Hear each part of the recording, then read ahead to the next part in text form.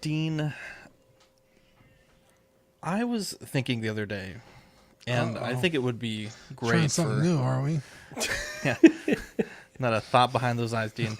I was thinking the other day, and I was like, collecting weekly is such a household name these days, right? Yeah, international. Internationally syndicated. And the everyday collector is such an international phrase. You hear that, you immediately think of John, right? And reissues. And reissues, of course. Yeah. Dean, the Dream, right? People just call you the Dream now, right? Yeah. 1/6 Fix, Ben Thomas Show. And I was thinking, like, normally cold open is kind of funny, but I thought, let's be informative today because, these names, like, we had to think of these names, right? And like, we came up with them, and initially you might be like, oh, okay, like, I don't know if I love it, but now it's like it has meaning, right? Yeah. Well, I didn't even come up with Dean the Dream. It just like happens. Well, I did. Okay. Yeah. See, we're all learning today. No, but yeah, so we started CW back like 2017, and I was very ambitious, Dean. I was like, I like collecting, and I want to do a show about it weekly. So collecting weekly, right? Like that's easy enough. It really puts you in a bad position though if you ever want to do it bi-weekly, because then it's like collecting bi doesn't have the same ring to it. To be Ain't no honest. going back. Plus, Ain't that's no already going taken. back. So Yeah. And you're well. No. It's 2022. You can. Yeah, I mean, of course. He is buy collecting every week. Now, John, so how did you, the everyday collector, how did you come up with that one? I don't know. I just it came to me. I had a dream. No. Okay, Martin Luther King.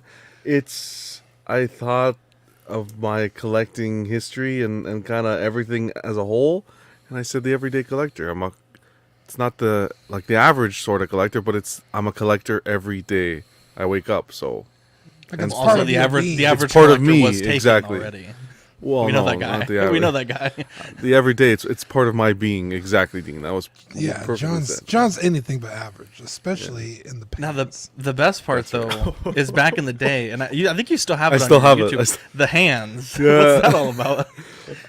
I was on one of those, freaking new to editing and stuff, and I think it was on Canva, and they had the hands. I said, "Wait a second, that'll work." Sounds It's like a gift from It's God. like the Italian. Yeah, The gift from God. So we did the black and yellow and white, obviously very Star Wars inspired. Back then, I was collecting a lot of Star Wars. Solo was, I think, the newest film at the time. But John, I've noticed that you're like purple. So what's the purple all about? my favorite color. Fantastic. I love Yeah. yellow. You love purple. Now, Marco, 1/6 Fix. What's that all about? yeah, so I liked the alliteration. I was thinking of, all right, what are things that kind of rhyme or have that alliteration? And then obviously collecting is addicting. So like fix, like you're getting your fix. And I probably spent about 30 seconds thinking about it. And if I could change it now, I probably would. But, it's kind of a part of me now. So, yeah, did not spend a whole lot of time. But, Yeah, put John, in good to know. private chat what you would pick now. There Yeah, I mean, what would you pick? Now, just tell us. What would I you think pick? now? bi-weekly collecting is probably what I would Oh, go. okay. But Okay. I don't know. Collecting. Yeah, I would couldn't be say off the DUI. top of my head. Yeah, just probably not. It would be 1/6 BOGO, figs. Dean. Yeah, Boy, What- bargain bin obviously- collector maybe.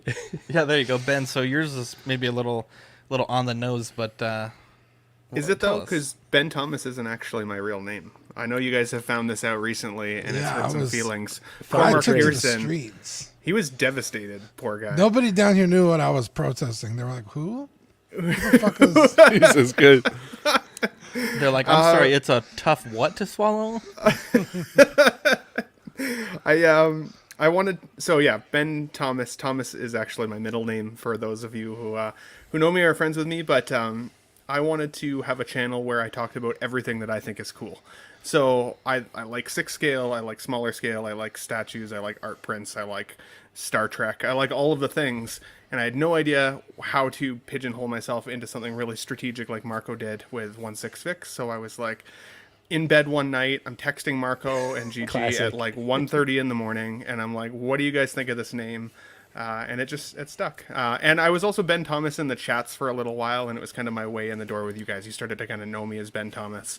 And so in order to get on the show, I was like, I can't just now change my name to like Collect These Nuts. and then like hope for Wow. the best, right? So, but Can't my wait for actual that logo, sponsorship. I had to, I had Adam to and Eve mail. ready to send you an email. Brought to you by Planters. I had to mail Ben something. I was like, Ben Filet, who the fuck is this? How do you Am I say mailing it? this to? it's like fill a kiss. So it's like if you were to fill a kiss up with something like milk. Now you know. That's your name, Now you Philicus? I'll tell you this, Yeah. watch. The Ben Feel like- Filicus Oh show my doesn't have as God. much of a ring to it as the Ben Thomas show. You wouldn't I would have have as never many subs argued as with you. did. No, no. You wouldn't have had as You're many not wrong. subs. It was the Ben Damn. Filicus Dude, you're show. so- Philicus. You're lucky it's not Phillips. It's not It's bad, way actually. too- Philicus. No, dude. Philicus? It's not bad. It's way too soon for this Nobody reference, can but I'm say gonna it. throw it out there. Ben, That's the what makes it nobody rare. collector, would have been Nobody collector? not the same. Oh, wow. Way too soon, Yeah, boys. Come on. I hate dare to see you. it. No neck bend. How about the 1/6 Philicus? What? An angel. I heard the deep space pilots talk about them. They're the most beautiful creatures in the universe.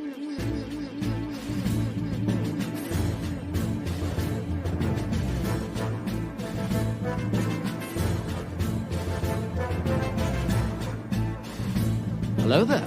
We are tonight's entertainment. We would be honored if you would join us. He's got a billion toys. You brought in the adult collection. These are not dolls, Jim. These are commodities. Same as gold or oil. 5, 4, 3, 2, 1, 0. You are now listening to the Collecting Weekly podcast. This is the true form of floor gang right here.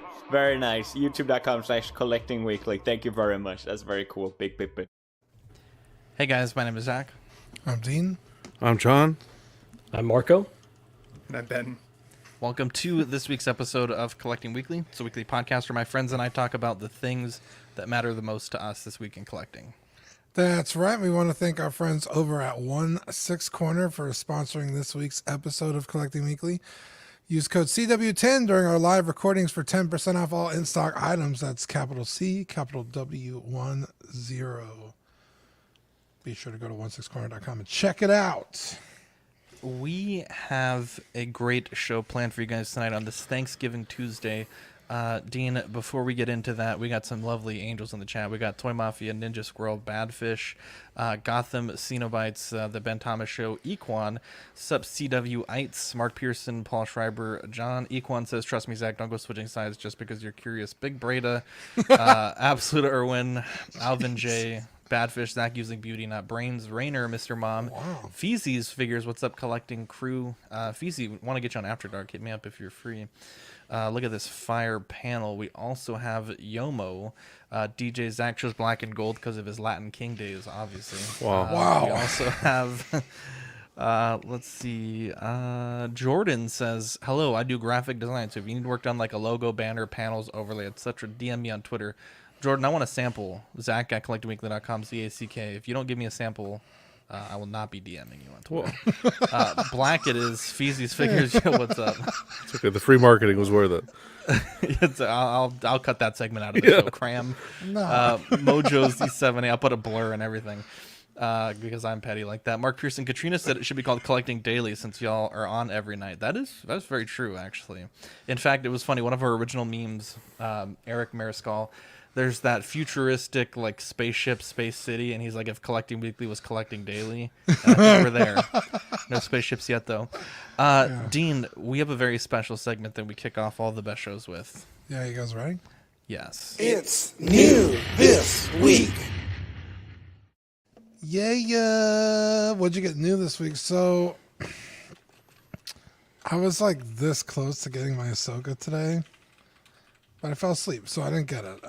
But I did pick up the Jack Specific Rouge the Bads 4-inch figure to complement my Sonic the Hedgehog figures that I've been collecting lately. So she's pretty cool. I don't know if you guys know Rouge the Bat, but she's a treasure hunter. Works for like the FBI or some shit. She's cool. I haven't gone very deep in the Sonic lore. Besides, they go fast. That's like about all I know. Yeah. So yeah, she's a relatively new character. I think she came out for Sonic Adventure 2, so like 2005 or some shit. But Okay, that's like an RPG, right? So they've got deep lore and such. yeah, like pretty much every game, it's like one long story. Even going back to the original one, so it's pretty in depth. But there's a new Sonic show coming out on I think it's Thanksgiving Day is when it comes out. Sonic Prime. It'll be on Netflix. The new Sonic game just came out a couple of weeks ago. Sonic Frontiers. So I've been kind of like in the Sonic kind of trajectory lately. I've been trying to get a hold of a 9.8 Sonic comic, but all the ones that I like are like hundreds of dollars, or like no one's graded the covers I like, so it's tough. But I'm hoping to have one of those soon. But yeah, so that's it from me. What about you guys? Ben, Jesus Christ. So I wasn't sure if I Lights were should too add the bright. first pick. I'm not gonna lie. Jesus, there's not a thought behind those eyes, America. Don't worry about it. So I shopped at the Devil's Workshop last Wednesday, and I was real nervous because I've been hearing a lot of really shitty stories lately. But I had just seen Black Panther in theaters. I really wanted some form of Black Panther in my collection after seeing it.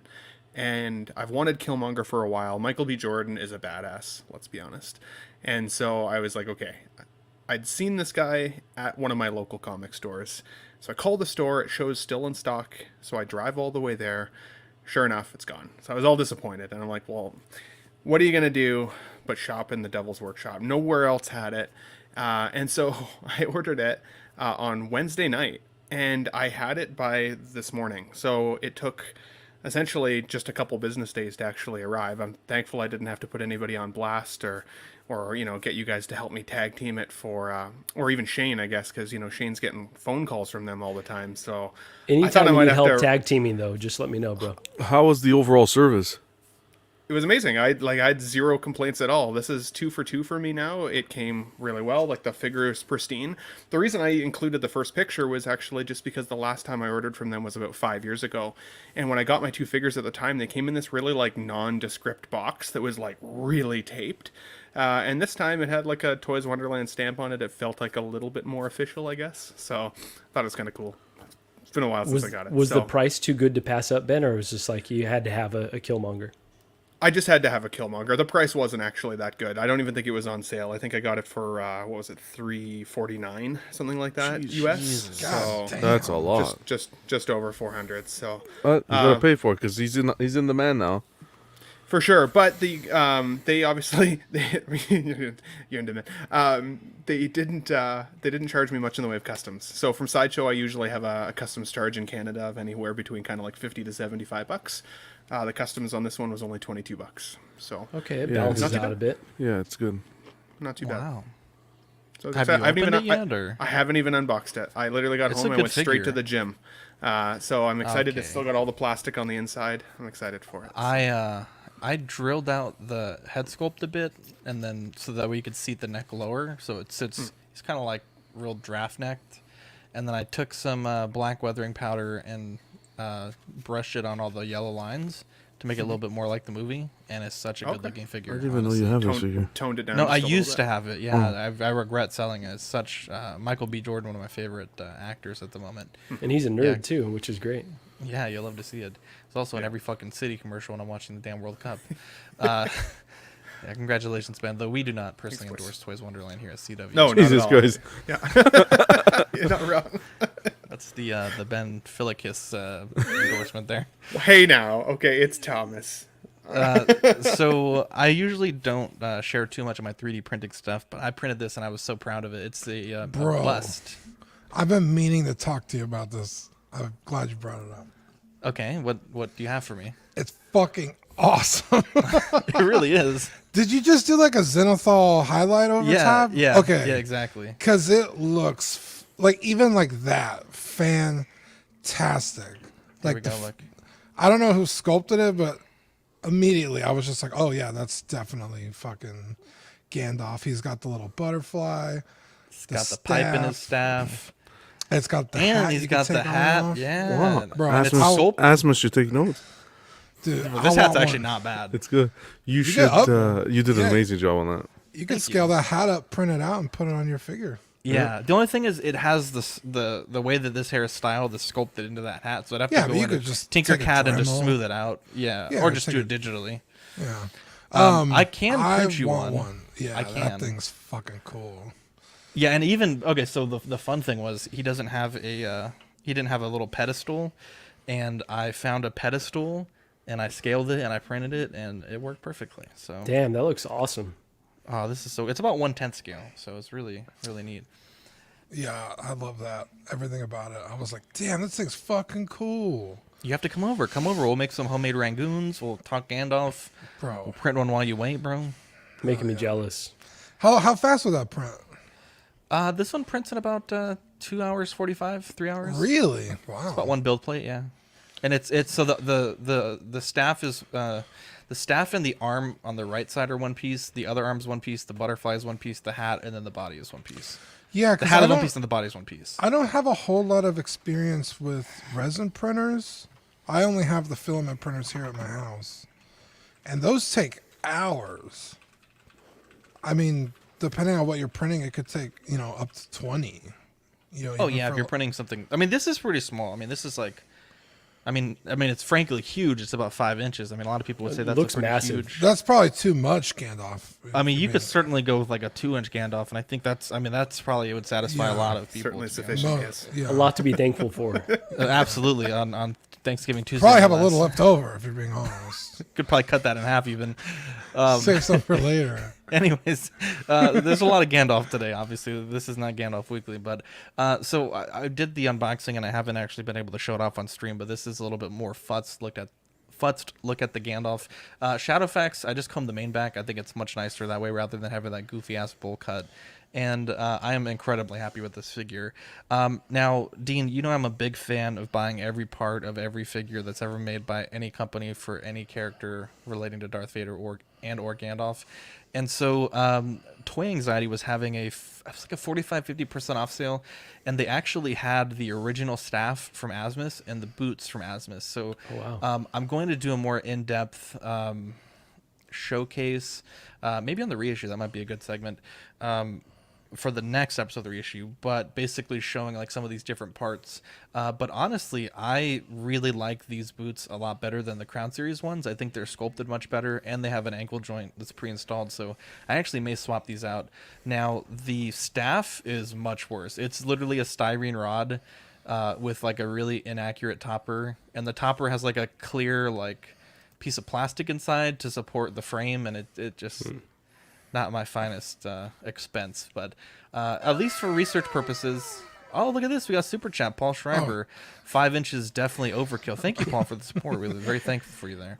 But yeah, this is what I got Gandalf wise, and I'm very happy. Now, Zach, I know it's not Gandalf Weekly, but can we still get the theme song? I loved it. Of course. Let me. Yes, let's go. Let's see. Where is that at?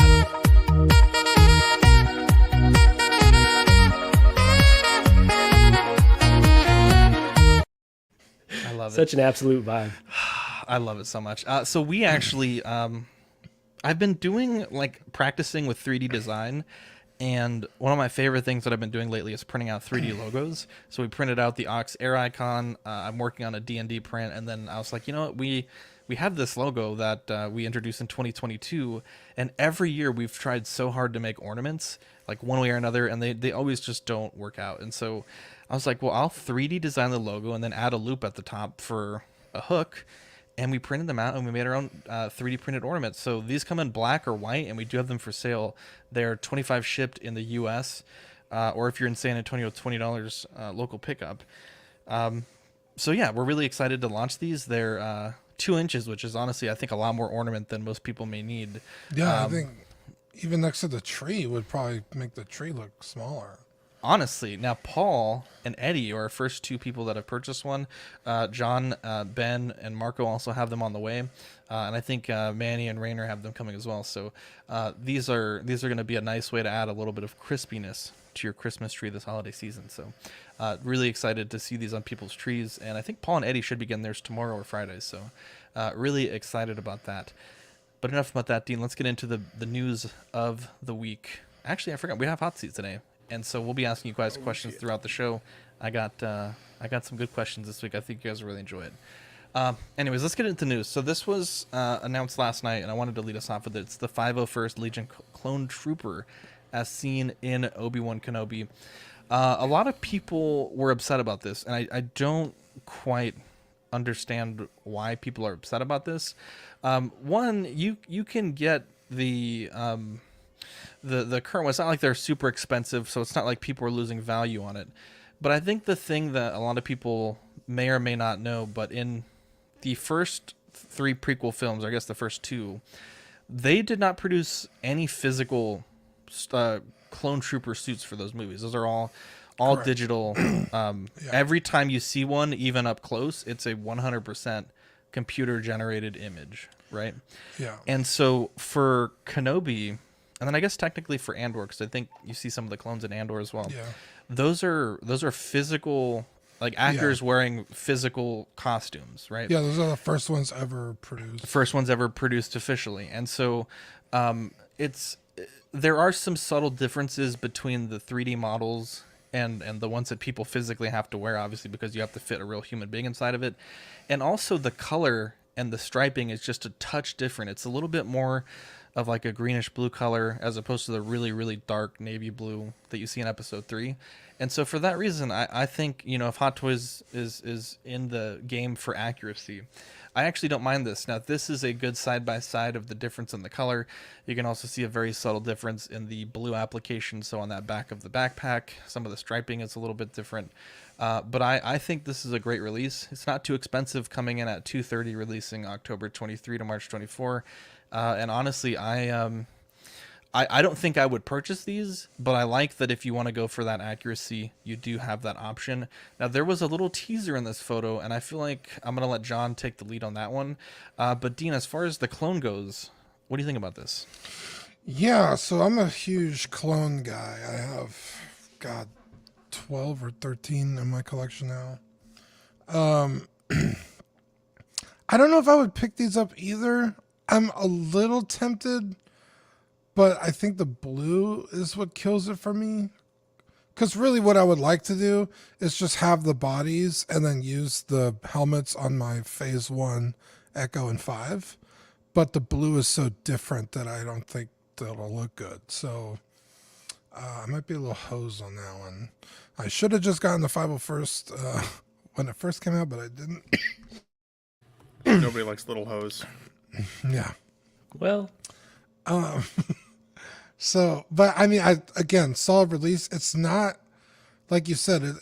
Like even the waist armor, the chest armor, the back armor. It's different sculpts. The shoulders.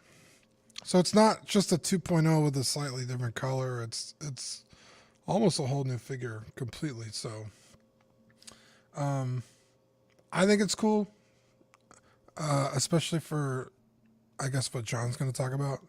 So, yeah, I like it. I'm also digging this, but not necessarily for myself. I think more for trooper collectors, right? I know a couple people out there that exclusively just collect different iterations of troopers, and even though for me this feels very similar to what we've seen in the past, I'm stoked for the people who get to be excited about another figure coming to their collection. I think that's kind of cool.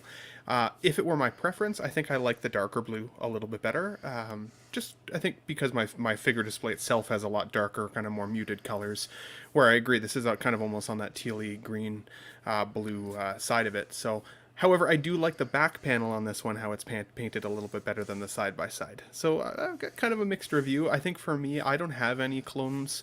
And so if this ever did hit the bargain bin down the line, it might be something I'd actually talk myself into getting, especially since I do have a couple troopers behind me as well.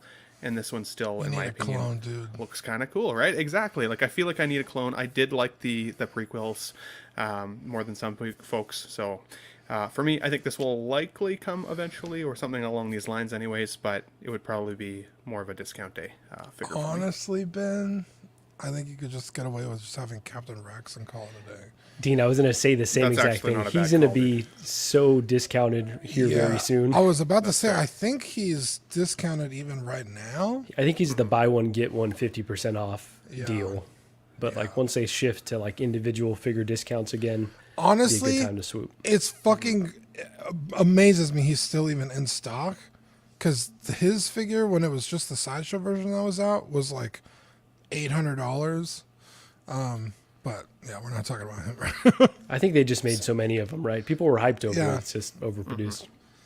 Yeah, some of the troop builds though that I've seen, and especially in behind either like Ahsoka or Anakin or some of those characters, some people's displays look really wicked. And so while I'm not in the position to necessarily army build myself financially, those are pretty cool collections, and these are definitely going to complement those collectors for sure. What do you think, Marco? Yeah, so I think this is a cool release, honestly. Like, I thought that they looked really interesting in the show. And obviously, for all the points that Zach made about it actually being a fabricated costume as opposed to CG. So it's cool that we're getting that representation. I don't necessarily love the bulkier body. I think this is the second time we've seen this, right, on the Chicken Walker or whatever the precursor to that was. They showed the shiny clone on there, which appears to be the same version or the same body that's a bit beefier. I think I like the Clone Wars body a bit more. It looks a bit more heroic. This one's a little bit chonkier. Nothing wrong with that. We all are. But initially, I kind of had a bad taste in my mouth when they showed the side-by-side. I think I had a little bit of PTSD from the Beskar Mando, where it's like, I don't like when they show, like, oh, this is why it's better than the figure that you already own.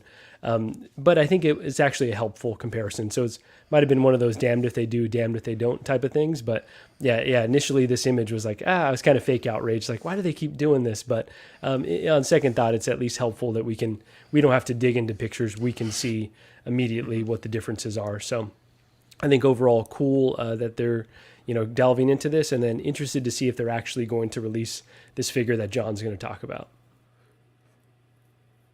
All right, ladies and gentlemen, this is a travesty.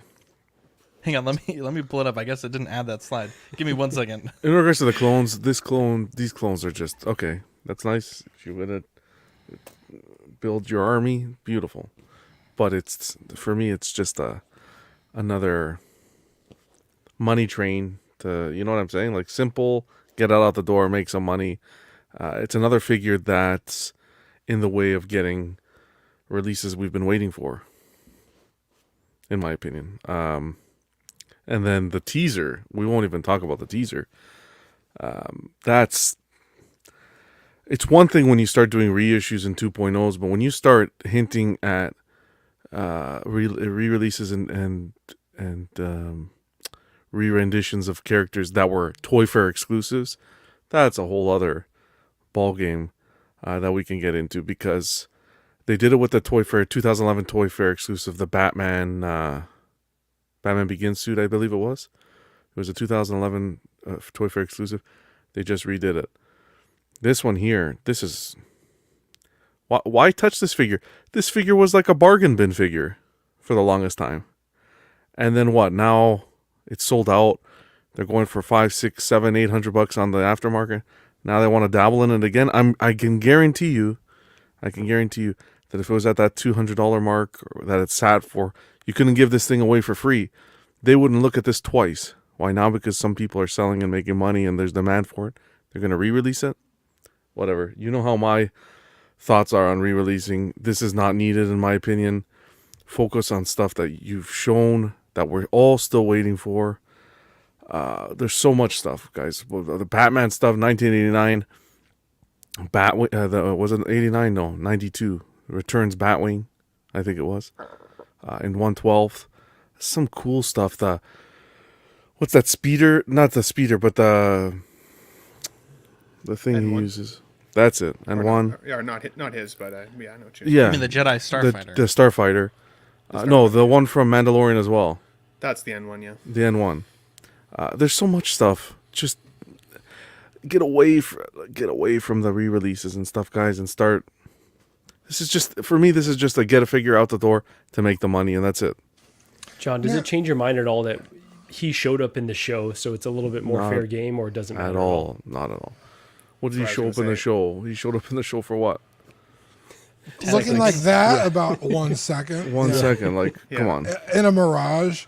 Yeah, because I'm wondering if it's an actual tease, which does make sense considering the trooper is specifically for episode 3. Or if it's just like hey, that figure goes with these guys, so just put it in the photo. I honestly think that's what it's going to be. I hope that's what it's going to be. The thing here is if you compare the portraits, though, there are a few differences. So same with the saber. It looks like it was a little tweaked. But what kind of base are you going to give him? You're going to give him that the base you gave us, that nice light up feature base? No. What are you going to give us as a base? This one's very tough to swallow. This one, I don't think it's warranted. It seems like it split the community. Yeah, sorry, Ben, I'll get you right after this segment. Marco, you got 1 minute on the clock. How likely do you think that this Anakin reissue is coming? And if it does come, what things do you think that Hot Toys can do to preserve the integrity of the original and also to separate it from that release? Yeah, so I think this is very likely that they will release this again. I think we've seen these really high value figures like the Mark 47 that I've got right over here, like the Shore Trooper. Obviously, the Shore Trooper's a bit different because they did at least slightly different colorways. And so I think maybe if you're going to go that route, you try to have this Anakin comes with the base that's a bit more elevated, right? He comes with a more ornate base. So maybe you keep that as the exclusive portion. You find other ways to limit accessories so that they're just exclusive to the Toy Fair version. Maybe you do different tailoring, like you change the figure enough that it justifies retouching it. But if it's a straight up reissue or a re-release, then it doesn't really justify tapping back into it. But even like making the boots plastic, which I know they won't do, but leaning away from pleather, like using actual better materials, certain things could justify like, okay, we're touching this again because the technology has come further. So I would say that's the only way that I'd be okay with it. All right, very good. Ben, go ahead. I apologize for interrupting. You're on mute, bro. Hey, rookie move. I was going to say, I think it has, like, from what I've seen, though, really split the community, because there are a lot of people that feel like John, that are like, what the hell, like, I paid $800 for this recently, and now it's being re-released. But then there have been a lot of people rejoicing it, which is, getting excited. These are new collectors coming into the community, and I know there's always kind of that split between the old and the collectors and the new. What I would like to see, if they are going to bring this guy out, is to also see a Padawan Anakin that we saw from the show as well. I think it would be cool to see a Padawan Anakin, this Anakin, and then the Darth Vader with the split mask with his Anakin face showing. Like the three versions, kind of that evolution of what he was and what he becomes, I think would be a cool setup. So don't just give us this, give us maybe that Padawan Anakin as well. Focus on those first, like primarily. Episode 2 Anakin? 100%. Like new collectors. In Obi-Wan, sorry, we got to see him young with like the ponytail and stuff, right? Like, yeah, but yes, episode 2, yes, technically yes, 100%. I didn't buy it $800, by the way. I paid like. He looked older. But. I'm not even gonna say what I paid for this, but this new collectors will always be coming in. So what does that mean? Just completely redo everything every 3-4 years? You know what I'm saying? Like, yeah, it's gonna be a revolving door. Mm-hmm. Yeah, Ninja Squirrel's saying it right. Zach. I feel like it's already been a revolving door. It's hard, like John said, when you're kind of retreading on exclusives, right? Yeah. The Toy Fair exclusive. Even though, again, like you guys have said, you couldn't give that figure away for a very, very long time. I remember the day it sold out, like vividly. There was like an issue where some people had they had them on the payment plans. They had their payment plans canceled, and it was like a fiasco, right? People were like trying to buy them for $400, $500, $600, and even just the day before, you couldn't get rid of that thing for $180. So, yeah, it's one of those figures that I think anytime a figure gets up there in value, I've said this a lot on the show, $600-$700, you really got to start thinking like to move it. To be honest, because I just don't think I mean, to move it to value is what you care about, right? To get your money's worth out of a collectible. But I think anytime a character like this is shown in a show, regardless of how quick the appearance is, I think at that point you got to look at it and say, like, I can get my money out of it now or risk it being reissued. But we've seen it many, many times with different characters and different versions of characters, and it's definitely a toughie. It's I don't know. It's not cool. I'm kind of over it already, but it's when you start doing figures like now, you're starting to touch the Star Wars reissues. Starting to reissue Star Wars figures. What's next? Han and Chewie, Leia. Yeah, I was gonna say OG trilogy is next. That's not. Yeah. That's dirty. And you know what I think it is? What's gonna happen is now you're gonna start getting more collectors. I think getting pissed. When I used to whine and complain about it, I was an older collector and more of a new collectors coming in sort of thing, and everyone was like, well, what's this guy, selfish, this and that. But now you're getting newer, now you're hitting the point where you're getting pieces that have come out within a few years, so those newer collectors are feeling it now, and you hear more about it in the community, that reissue talk, I find, at least. Yeah, I wouldn't doubt that there's people, when John first came on, that were like, this guy's, what is he talking about, that have spent that money on expensive figures throughout the year plus. Now they're getting stung by it a bit. You know what I mean? Let's move on here. Gorr, the God Butcher. This one is $275, January to June 2024. I am probably in the minority here, but I don't hate the joints. I just really don't think that seamless body technology has gotten to that point where I haven't seen the movie, so I don't know how dynamic of a character he is, but in all the poses, he seems to be like taking advantage of those joints that they have, and so I kind of like it.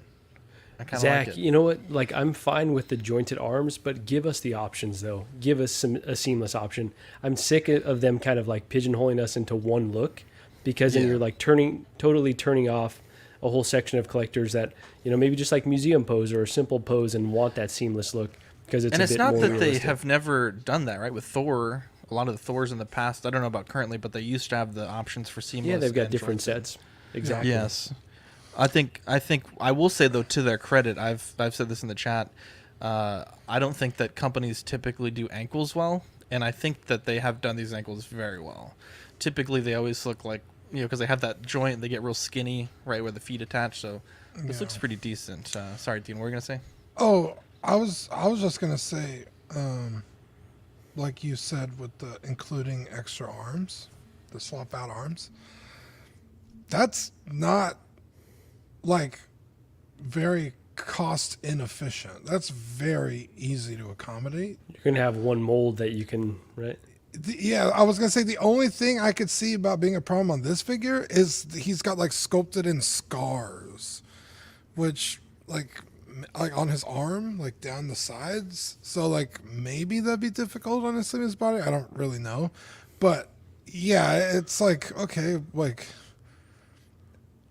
engineering a body to accommodate swap out arms is not expensive. Like the Game Toys Cloud and Zach have swap out arms if you want seamless or not, and those are like $150 figures retail. It's like, I mean, yeah, they're not paying for licensing, but still, like, it's not, my point is, it's not expensive to add that in.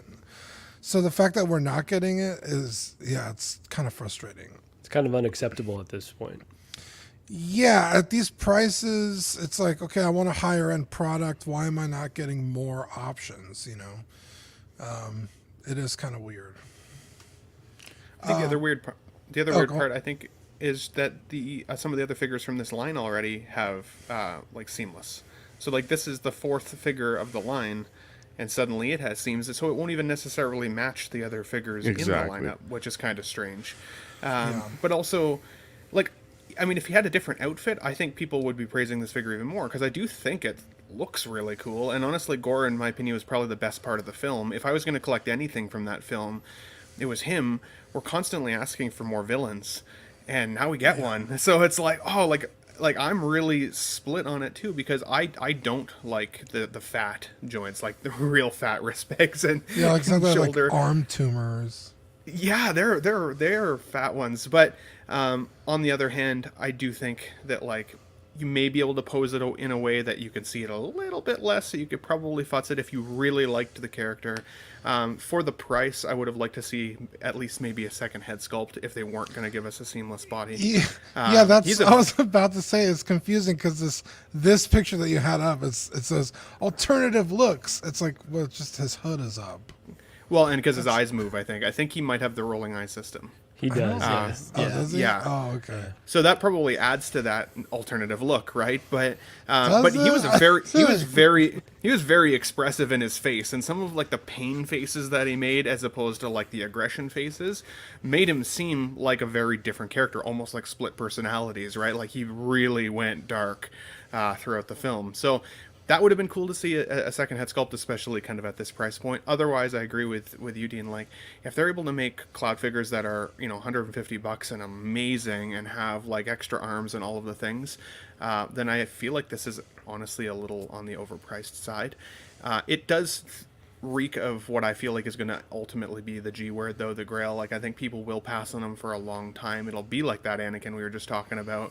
I think he'll go bargain bin eventually, and then when he sells out, people are going to want him in the collection. Because people love this movie, so totally I can't see. Yeah, I was gonna say I don't. Nobody. I cannot agree. A lot of people didn't like the prequels though either. And true, now, good. Well, I don't know if you could compare Star Wars to this. I would never compare Star Wars to this movie because I didn't like this movie personally. I gave this movie about a 4.5 out of 10. But I still think that, again, for people who want more villains in their collection, once this guy is gone, he'll still be sought after. Yeah. It doesn't excuse though.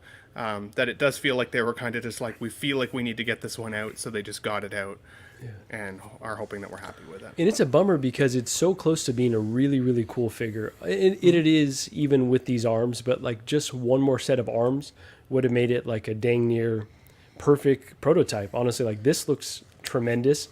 I love the way it's sashed. We'll see how the final really turns out, if the sculpt's going to be as sharp, if this is going to need a lot of futzing, or if it's going to, be nice out of the box.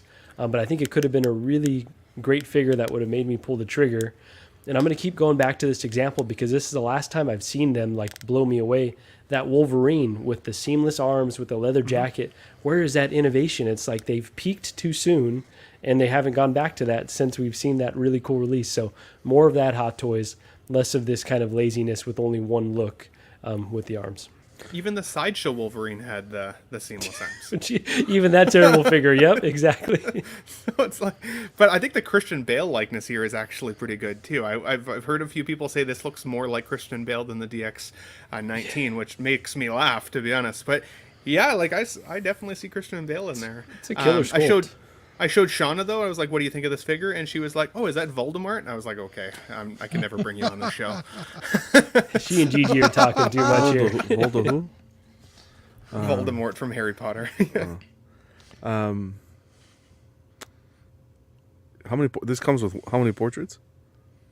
Because I'm looking here. Just the one? Yeah, with rolling eyes. Oh, separate rolling eyes is what it says. I said it was small to see. Yeah, no. For $275, no. Look, they could have gotten away with this if it had the seamless arms, they would have been fine. I think people would have been a little bit more receptive to it. And I say that because, exactly to Ben's point, the other two figures that we got were seamless arms. So they had a photo, I don't know if Zach included it, but there was a photo with the other figures with it. Let me see if it's here. Yeah, I don't have it. The other ones had the seamless arms. The other ones had the seamless arms. And that's the first thing you could pick up, is that this one had the seams. Portrait's good. Wouldn't touch this for $275. Wouldn't touch it at all, especially considering the movie it's coming from. But yeah, I applaud Hot Toys for trying something new, but I just. What new did they try, John? Well, they went with a villain from. They went with a villain, right? It's new. It's not a trooper. It's not a clone. Okay, there you go. Like put the R&D into a really nice sculpt. Okay, I hear what you're saying. Like the sculpt's there. The movie. I think this is going to be a case of where the movie. It's not a bad figure, but the movie. How bad the movie was, people just aren't going to look at this.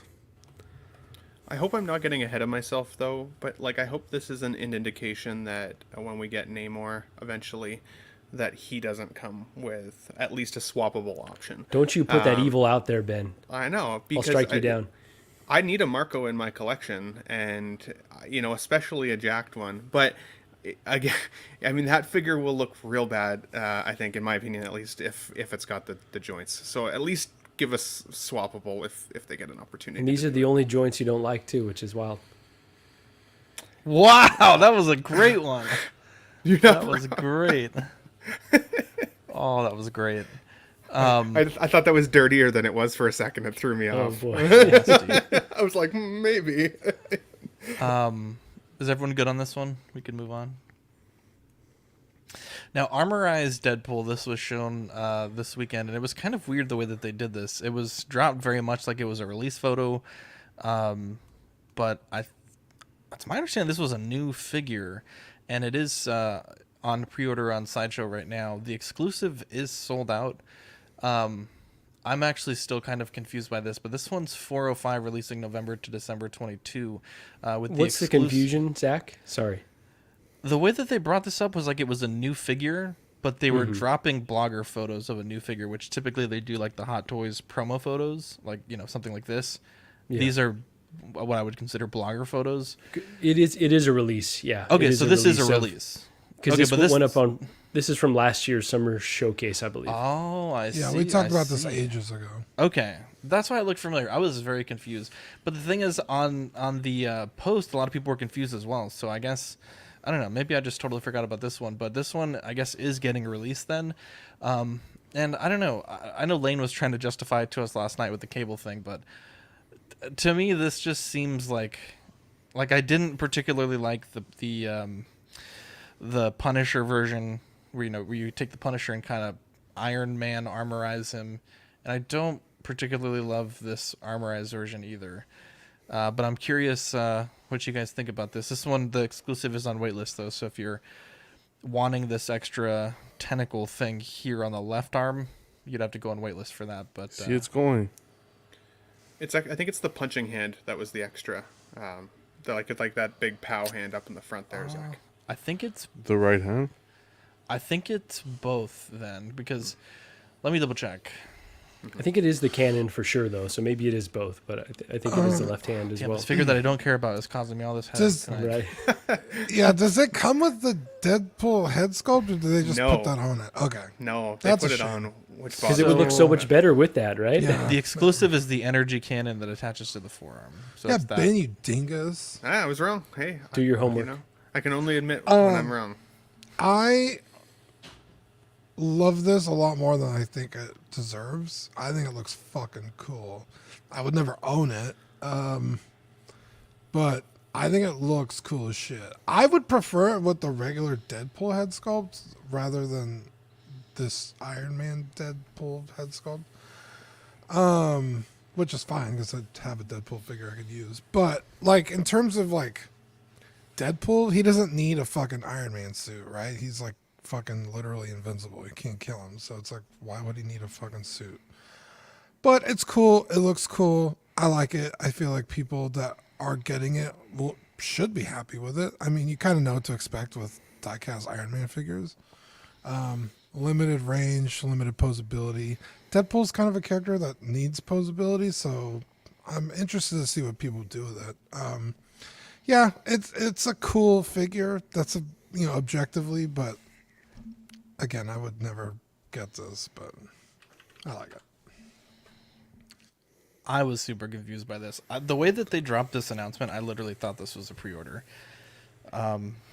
So it is kind of in the wrong place in the show sheet. But if anyone else wants to add anything, by all means. I think this is just. Sorry, go ahead, Ben. Oh no, you go ahead. I was just gonna say, I think this is for. If it's waitlist already, you got a demand for it. But I think this is just. This is good for the completionist who's gotten all the Iron Man suits, that sort of thing. Likes to have them displayed. This is different. The neon tech and this is whatever, they did so many. My God, this is cool to have as an artistic piece. Other than that, I don't see any need for it. And just to clarify, the reason why it would be on waitlist already is with that summer showcase, they did a few of them, including the Bobon Throne, where they had those exclusive versions. It was timed for just like a few days.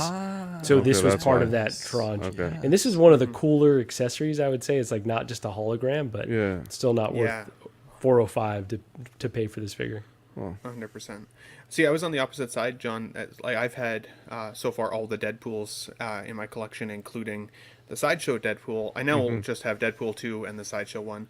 But I was like, I saw this originally. I was like, oh, that's like pretty cool. I like the colors. I like the way that the mask or the helmet looks. I like that he's got like that little bit of like a lip on the back of the helmet. You can't see it in this photo, but very reminiscent of like Deadpool's like actual like pullover hood, which I think is kind of cool.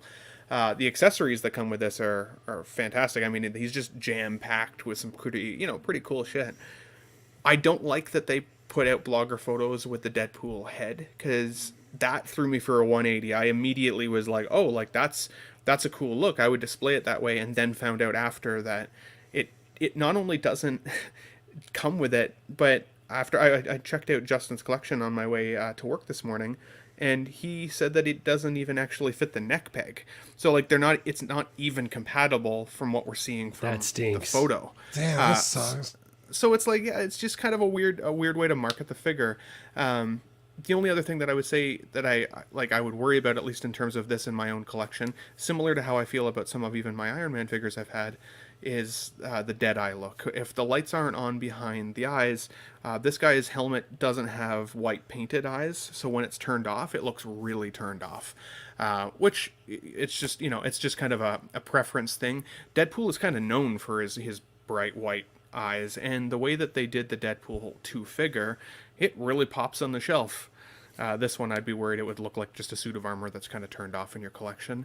I would say that, to me, of the releases that we've seen in the last while, this one feels kind of the most like a toy, as opposed to like a premium, like guy in a suit collectible, which for me makes it feel like it's not something I'd want to bring to my collection. I actually do like the War Machine Punisher. I think if I had that figure, I might be more tempted to bring this in, just to pair them together maybe, but that would be about the only way. Yeah, and I will just say I love that Punisher War Machine figure. I think this is cool, but the price, $405, way too much, and this feels like a bargain bin candidate where you might be able to get it at 50% off at some point. And at that price, I'd definitely consider it to pair with that Punisher War Machine. So Skyliner makes a great point here. I didn't realize it, but I was looking at the solicitation photos, and the gauntlet is not in any of the photos. And I'm looking at Justin's. Or wait, this is Sideshow's unboxing, and I guess they did throw in that extra gauntlet. Okay, because I didn't recall seeing that. From So maybe, I don't know. Maybe that is just the exclusive edition. I don't know if that's in the regular as well. I don't know. That's interesting. I find this is just going to be a niche release. Honestly, I kind of, now that I'm looking at it, it doesn't look bad, but I don't know. No, it's cool. It's a cool figure, honestly. Like it's almost different. everything Maybe the Hot Toys does. I take back cool. what I said about the Punisher thing. This one actually looks pretty cool. Yeah, like objectively as a figure, it is. But not cool. $400 cool. Like, yeah, that's where I'm like, well, he's going to be beefy. Why right? it would never be in my collection? Oh yeah. Definitely. 100%. But at that price, even at half off. I'd pick it up at half off. I'd pick it up at $100 off. But the thing is, like, for me, like, I doubled down on the Gandalf, to be honest. But that was $380, and that's like a, fucking. I think it's a really good figure. Yeah, this is like $405, like, and it's just kind of cool to me. Horses. And you know what this extra glove that they've added? It kind of reminds me when they photoshopped the Michael Jordan with all the rings. It's like the Thanos Infinity Gauntlet. Yeah, kind of looks like that. Dude, I want to have my second Gandalf posting up LeBron, bro. There you go. That would be amazing. Pose Wars champ, baby. There you go. Hot Toys, the Man Without Fear is approaching as next Hot Toys 1/6 scale figure in his most influential look, based on the Marvel Studios She-Hulk Attorney at Law. So this is the yellow and burgundy Daredevil. Cool. I mean, cool. This is not bad. This is. Oh, I haven't seen the show, so I have no attachment. The show is legitimately unwatchable. Yeah, it's pretty trash. It's fucking terrible. That being said, Daredevil's the first figure they're coming out for the show. That says something right there. That's fucked up. Well, it's also a repaint too, right? So is it? I don't know. Like easier I to pull don't. out. I don't know Daredevil as much as some people, so I don't know if like the patchwork is different or the armor bits are different. If They it is haven't shown just a us straight enough yet, recolor, but that makes sense. it But looks like it. That's kind of fucked. Like you could have given us another Hulk. There's not enough Hulks out there. There's just not. Let me She-Hulk? let me pause you there, Dean. Ben, 60 seconds for you on the clock. Now that we're seeing Daredevil, what characters from the Disney Plus Marvel shows would you like to see made by Hot Toys, and why? Jeez. That That put me on the spot. Lights are too from the bright. from the Marvel television shows, I would like to see more from Loki. So I want to actually see the releases come to fruition, not just the teases that we've seen. So the Loki and the Sylvie. I definitely want to see the Captain America figure actually come to light as well in our collections. I want to see that come out. I would like to see She-Hulk, to be honest. I know that the show wasn't actually that good overall, but one of the funniest scenes in the show, I think, was She-Hulk smashing Daredevil in the bedroom. I think it would have been a pretty cool 2-pack, especially if it came with like a bedpost and a set of handcuffs. Wow. Ben in the That's a bed. real DX, dude. Yeah. Ben's I'm not like good DX. on the spot on this one. I'm He's blanking not. on the. I'm blanking on it. I apologize. I have hate to see it. I have one answer for that question. Dean threw me off because I was like, "What could Dean like that I I deduct don't points for Agent that one. Jimmy Woo. Oh, No, that's a good come one. on. I was almost about to deduct points, to be honest, Ben. You really Can I- fumbled that I'm one. so. I was can- almost I going to hit did. you Ben? with I that. did. Can I Ben did. get a bonus point for being a certified freak, though? I think last week's show plus this one is proven. Ben, get after He it. watches I'm those going to give shows in Ben bed 1 too point. much. But That's John, probably please part go of it. ahead. I was just like half asleep when I watched half these. You know, it's one of those things. I think this Spaced Daredevil they could get away with because it's a different suit, right? I have to see more to compare between the first figure or not, but again, it's a different representation of the character. So with this one, I'm okay.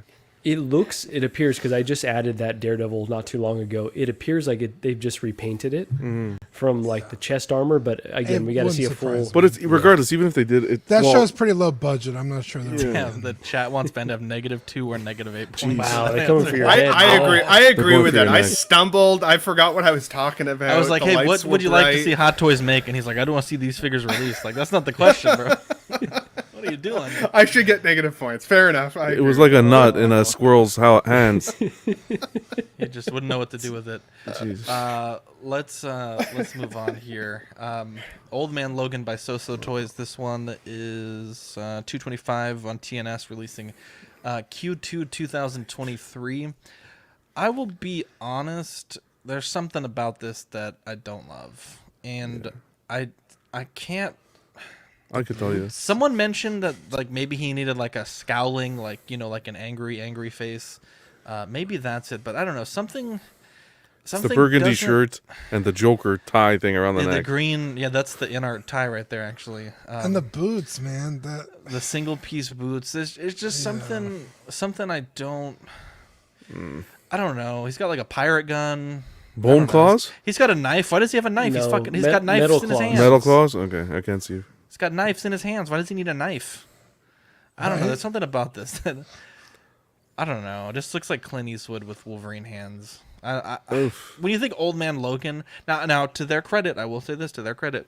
Someone commented he should come with Baby Hulk, and they said, "Yeah, show us what type of Baby Hulk, and we'll make that happen." So I don't know if that's a legitimate thing, but I don't know.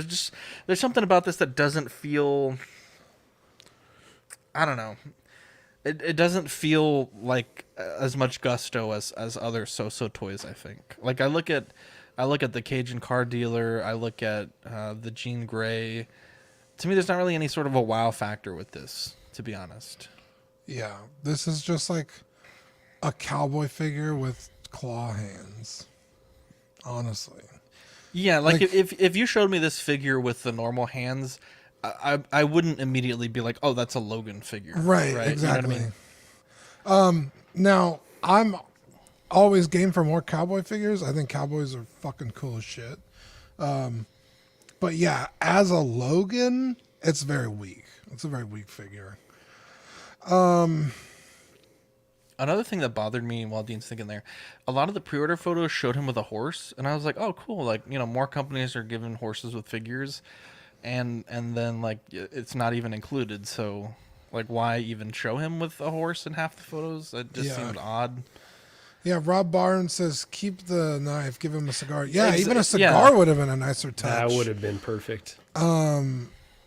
Yeah, this kind of just falls short on every category that should be Logan. Yeah. Again, like, just keep regular hands on him and you have, like, a cool cowboy figure. I think there's the alternative jacket. You get 2 jackets. That's kind of cool, I guess. I was also just kind of confused with Old Man Logan, because I was like, wait, isn't Old Man Logan like when he's old, but this is a cowboy, so he'd be like pretty young. They said still? It's an artistic interpretation, so it's a mix between Old Man Logan and... Yeah, because like John he would Marston. be like, if he was a cowboy, because he was born in like the 1800s, so he Well, would you have cowboys in the 2020s. not walking around with fucking shotguns in their holsters and Bro, have you seen pistols. Have you seen Texas before? If you could walk around like this, you would every day. Bro, I don't remember the last time I saw somebody legitimately. You don't respect open carry, bro. I've seen people Fuck yeah, walking I around. do. I've seen people walking around at Walmart with pistol and Not as a shells. fucking cowboy. Horrifying. Yeah, I mean they were rocking like a fucking Yeah, Make like America a Great fucking Again hat. yeah, like it's just kind of weird. And some like, jorts, but I mean, yeah, I gotta Also, say, though, that... that was Oh, go ahead, shotgun Dean. hella illegal. I just really quickly have to say, like, they tried to give us a lot of options here in terms of the looks. And I think that that's, like, working against the figure, because this look here in the center with the hat, it just... Okay, I'm a hater. When it came to this figure, the first time I saw it, I was like, it looks like some Walmart shit to me, where it's just, like, looks low budget. Like, looks like a figure that you'd buy, you know, kind of off the rack there. But I think that there's some looks that work for it. Like, that coat that's on there without the hat, if you take off kind of the gun... I think it, like, the sculpt looks pretty cool. So I think if you kind of strip down this figure to the bare essentials to make it as close to the Old Man Logan representation, it looks kind of cool. But yeah, they're just doing way too much with this release, or with this tease. So I actually disagree now with everything you guys have said, mostly because of Cram in the chat. He said this looks straight up like Mark Miller's Old Man Logan comic series. And so I just pulled that up in the background while you guys were chatting, and I have to say, that is actually really true. It totally looks like that representation of the character. So pull that up if you can, Zach, to check that out. Oh, it does, yeah. When you strip it down, it does. I can't share the tab. I have no sharing ability. You haven't made me that much of a host yet. I'm only like that guest section. No, You can you share can a share tab. tab and we can bring it Talking up. about Well, Yeah. nobody's ever shown me. Ignorance You hate to slut, see it. Ben. You know what? You're Take another an point absolute off. dingus. This is my last show. Jesus. Thank you very Last much. time It's been I a good kick 'em show. But I do think I agree. I think if you guys are if anybody's listening who's a comic book fan, especially of that particular comic iteration, I don't think I've ever read that comic series. It's a great read, Ben. You would enjoy it. I'm sure that I would. I think don't that know. I would. It doesn't look like that. He The doesn't portrait have- does a Looks bit. kind of like it. The I think it portrait's definitely good, does. Even the Maybe jacket, not the the red outfit. shirt underneath. Yeah, Go to the- It's not you even get the the same vibe. kind of shirt. Go right It's not there the to same the kind left. of shirt. They named the fucking Zach? figure Old Man Logan. He doesn't have the right shirt on. Well, See, That like, is right- just a third-party dude wearing figure. that's a Lee jacket, bro. You kidding me? I see it. I still see it. He's got Timberlands on. I think it's like Marco said. It's an artistic representation. I think of this particular character. If I were to bring an Old Man Logan into my collection, it would be more along the lines of the Logan film that we saw with Hugh Origins. Jackman. But I think that's yeah. probably asking. It's probably asking for too much. But I really liked that version of. I don't think it's asking Jackman. for too much, Ben. They just released a Days of Future Past, or just put up for pre-order a Days of Future Past. That was Hot Wolverine, Toys so- though, with licensed Yeah, company. yeah. I'm not expecting so necessarily to come out with a great. Hugh I see what Jackman, you're but- saying. Yeah. But that's one that I would want for sure in my collection if I was going to have a representation of what I feel like is Old Man Logan. But Yeah. see, Comic wise, I think you're right. I think this is a good representation. But yeah, no, not for me. $225. You get a good load of accessories there, but I don't think you'll see. I don't think you're going to see this from Hot Toys anyway. So $225. This It's expensive. That's the TNS ship price, so it might be cheaper other places. you That seems high. if you're an Old Man Logan fan though, you may want to jump on this because I can't see Hot Toys doing one anytime soon, at least. Definitely. Now And this the social releases have been going out of stock pretty quick. Yeah. Overall, they've been selling out pretty quick. We'll blow through these quickly. Black Widow snowsuit released by Hot Toys. I don't know. I think the hair looks bad. The portrait to me doesn't look as bad as the one that released a few weeks ago, but the hair, man, that looks. I don't know. Rooted hair is a pain in the ass. Like, I will not lie to you. Some of the futzing on the white Gandalf hasn't been particularly fun. Which I think, people that get the in-art Joker and the in-art Gandalf, they're gonna learn real quick. But to me, like, it just doesn't look good. Like, it's meant to lay very specifically, and anytime you move the head outside of that specific orientation, you just have like, it just doesn't look right. I don't know what it is. It looks like it's kind of soft, but I don't know. I don't know what it is with Scarlett Johansson's likeness, but even Queen Studios with the statue they just put out, That was terrible. with the black so suit, bad. just dropped the ball big time. Oh Well, man, that was rough. The eyes, bro. I had Avengers 1 Black Widow, and I sold it because I wanted to get a newer version of the character. And this one is the only fucking Black Widow, and I don't even know why, because there's two from this movie.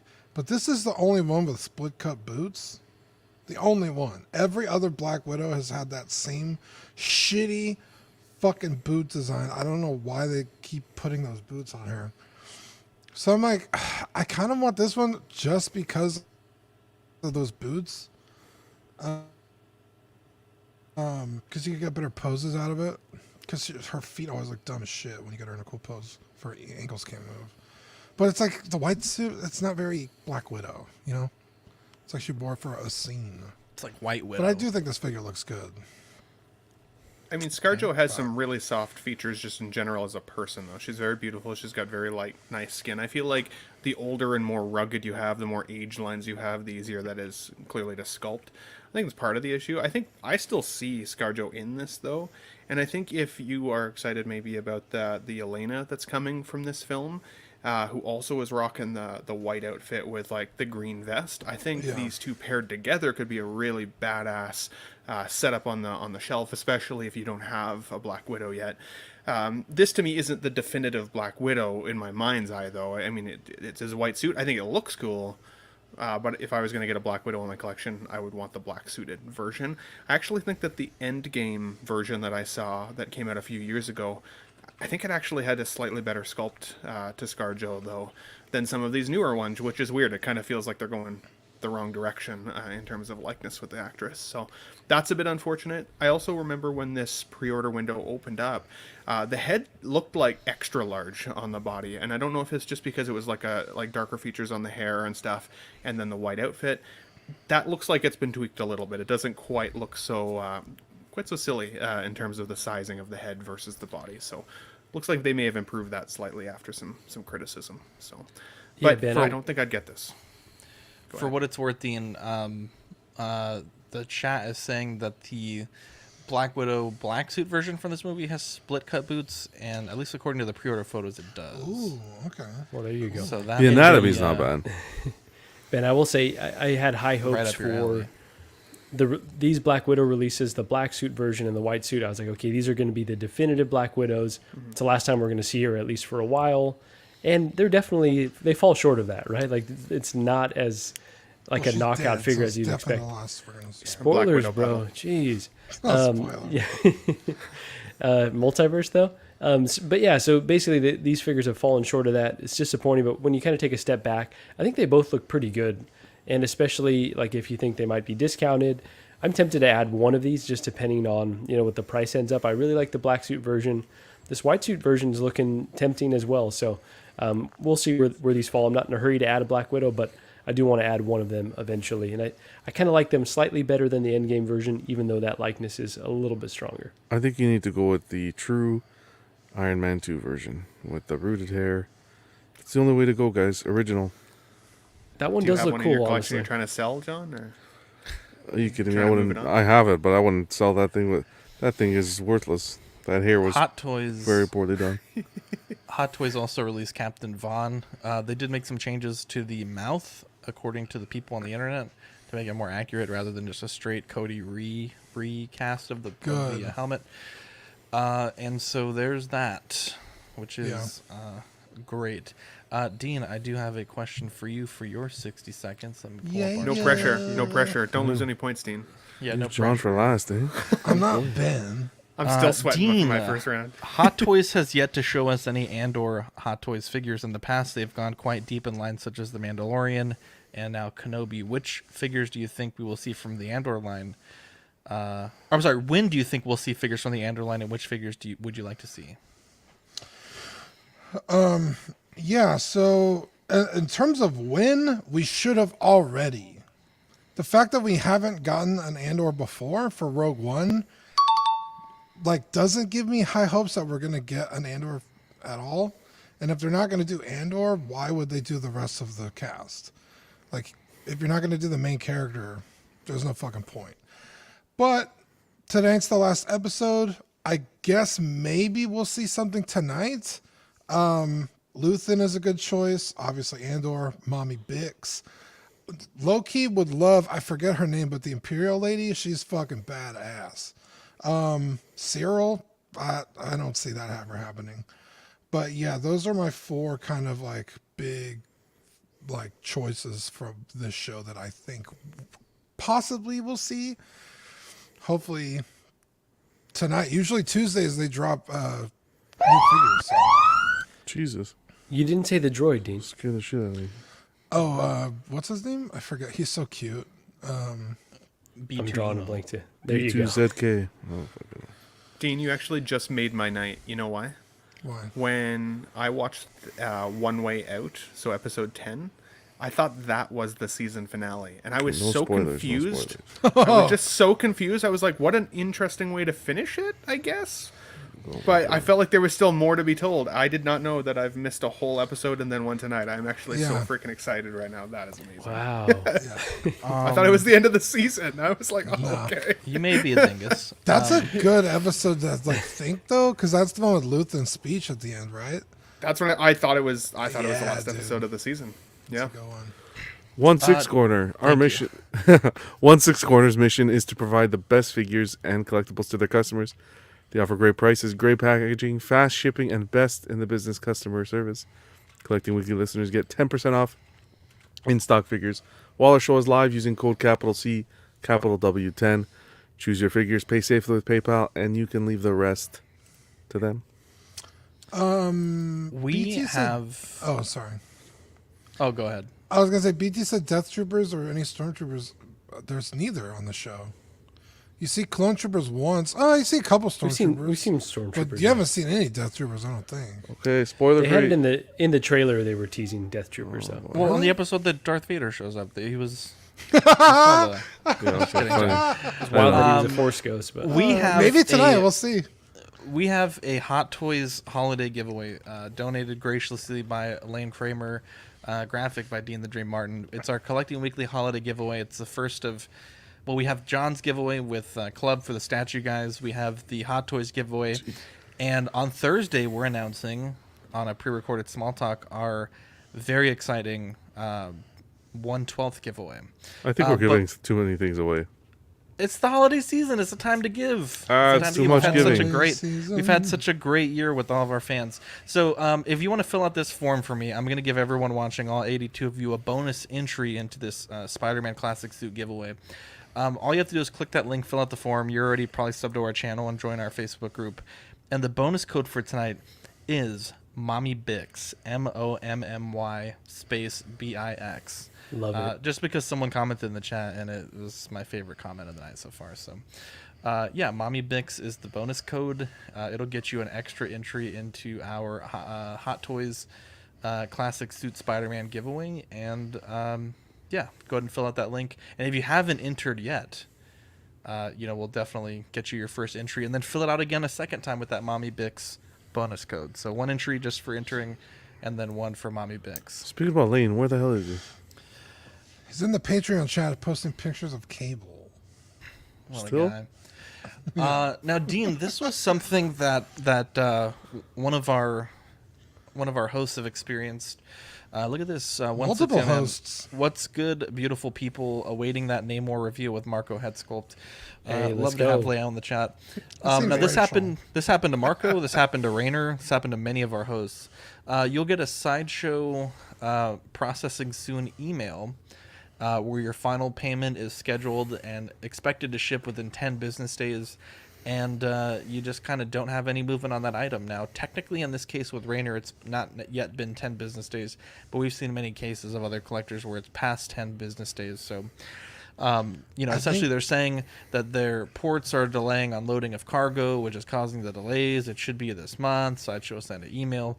But you've had the money, right? You took the money out. You took it pretty quickly, and I don't understand what's the delay. Dean, tell me what you got going on, and Marco, if you want to chime in as well, your experiences. I think it's important that we bring this to light. Yeah, Rainer just said today was day number 10. Yeah, it just kind of irks me that it's like, hey, your shit's arriving, and we're taking our money, and we'll ship it in 10 days. It's like, oh, okay, yeah, sure, I guess. They take the money pretty much almost instantly, maybe like a day, maybe 2, depending on like what day it starts processing, right? Maybe it's like a Friday, so it takes, 4 days. But it's usually relatively quickly. And then you're kind of just sitting there twiddling your thumbs. And then when it comes time for your item to ship, and you send them a question like, yeah, what's going on? And they're like, oh, it's not here yet. It's like, well, then why the fuck did you take my money? Why did you send me an email saying you're getting it or, that it's going to be here? And then you still don't even have it. It just kind of irks me, and it just seems a little skivvy where it's like, you got to fucking pay us right now because your item's getting here. And then 10 days later, you're still kind of like, well, where is it? Like, well, the ports. Yeah. It's like, what the fuck? You know took what? your money fast enough. Why don't Exactly. you send me an email saying you're gonna get it? Then once you get it, charge me and ship me. Why are you charging me so fast? And then, well, you're just gonna have to wait until we get it. There's nothing we could do. Well, if I gotta wait, I don't see why you can't. Seems kind of desperate, huh? Power doesn't panic. Yeah, and 10 business days, sure, it takes time to process, it takes time to pack it up properly, print out labels, whatever. I'm sure they don't have, well, I'm sure they got enough employees, but that shit takes time. Sure, I'll give you the benefit of the doubt. Getting the pallets in, putting the items where they go, divvying out who gets what, getting my item to me, sure. But now it's 10 days and you still don't even have it in your fucking warehouse. So I got to wait and maybe another 10 days. I feel ridiculous. like they should be waiting until they actually get it. Send me the email saying, hey, get ready to pay us. Then once you get it, then you could take your goddamn money. I feel like Sideshow needs the Twitter effect. Get a nice person to go in there and clean up from the top down. John, I don't know if you've heard. It's not going particularly It's not going particularly well, bro. It's actually not going that bad. It's going pretty bad. What are you talking about, bro? They might be gone any day now.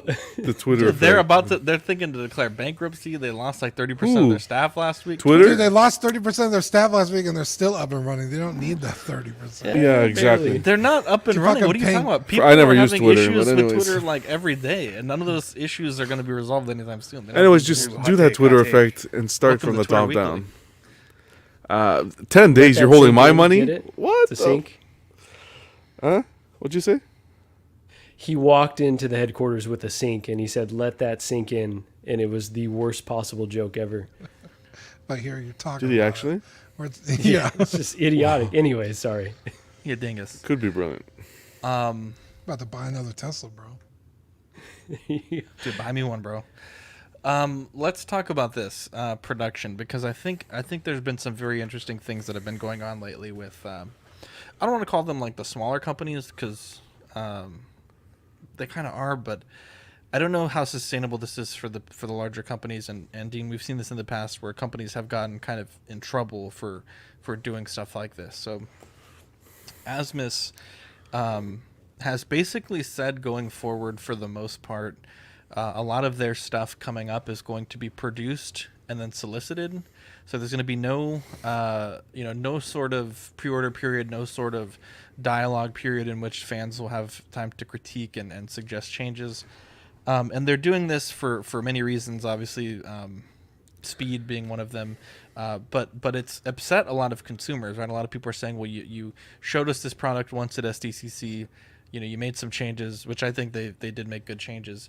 And then out of nowhere, you drop a $400 order on us, with no heads up, and it sells out within a day or two on the official site, and then is selling out at other sites. The benefit, obviously, you get the figure immediately. You're not waiting a year, 2 years, 3 years for a pre-order. People aren't holding your money. I think that's a big thing. John always says, don't pre-order. I had ordered on a Sunday, and it was in my hands Thursday morning. So beautiful. Unheard of. Quickly here. Once 6 came in, I canceled my order for Axe Wolves because the final payment was scheduled tomorrow. But I contacted Sideshow only to figure out it is not shipping for a while. Good on you. Smart. Yeah, definitely. Hopefully you got back that NRD. And it happened as well. It's been happening as well lately with QMX, right? I'm sorry, Exo 6. They're producing Star Trek figures. Some of them are very, very short pre-order times, but some of them, like Kirk, I think it was, Ben, you said it was like a 10 or 11 day. Like you order it within 10 or 11 days, the product is shipped. It's in hand, but those 10 or 11 days are dedicated to boxing, sort of the logistics side of things. Exo 6 was saying it was literally a 21-day turnaround from. But that, like 3 hours after the pre-order window went up, it was sold out on their site. Yeah. Now, we always mention that's kind of what exclusive collecting looks like, right? You are told a product is coming out, and within days or weeks, it is sold out. And I'm wondering, do we think that this is a good thing for the hobby? Do you think this is a bad thing for the hobby? I do have John's question related to this, but I'm wondering, and the reason why I wonder if this is a good or a bad thing, Hot Toys didn't necessarily do this exactly, but back in I think I want to say 2017 when The Force Awakens came out, they had a lot of figures ready to go right around the time the movie came out, and a lot of those characters weren't as well received as they may have hoped, and some of those figures stayed for a very, very, very long time in stock. Took up inventory space, took up warehouse space. They went on deep discount, and it wasn't something that I think we'd ever see again. In fact, since then, Hot Toys' model has basically been long pre-order window, and then we'll get them when we get them. But I'm wondering, maybe Ben would have a lot of insight on this, but for the rest of the panel, what do we think about this? Are you a fan of being informed of a product and then having to make a decision within a matter of in case of Asmus, I think it was 2 or 3 days before it sold out officially on their website, and that's a very fast window in this day and age. Or even to say as well, the stealth suit, right? It was ready to go, quote unquote, immediately. You have minutes to try to get one before the site just bricks, and there's no more being made at that point. Again, with Asmus, they're saying, I don't know about how Exo is, but Asmus said, hey, we made as many as we made. That's it. We're not making any more. Yeah. Love it. I feel like if you're going to do that, if that's the business model you want to continue on with, we're just going to surprise you. And then, you have as many days as it's in stock to order it. I think you need to probably make more.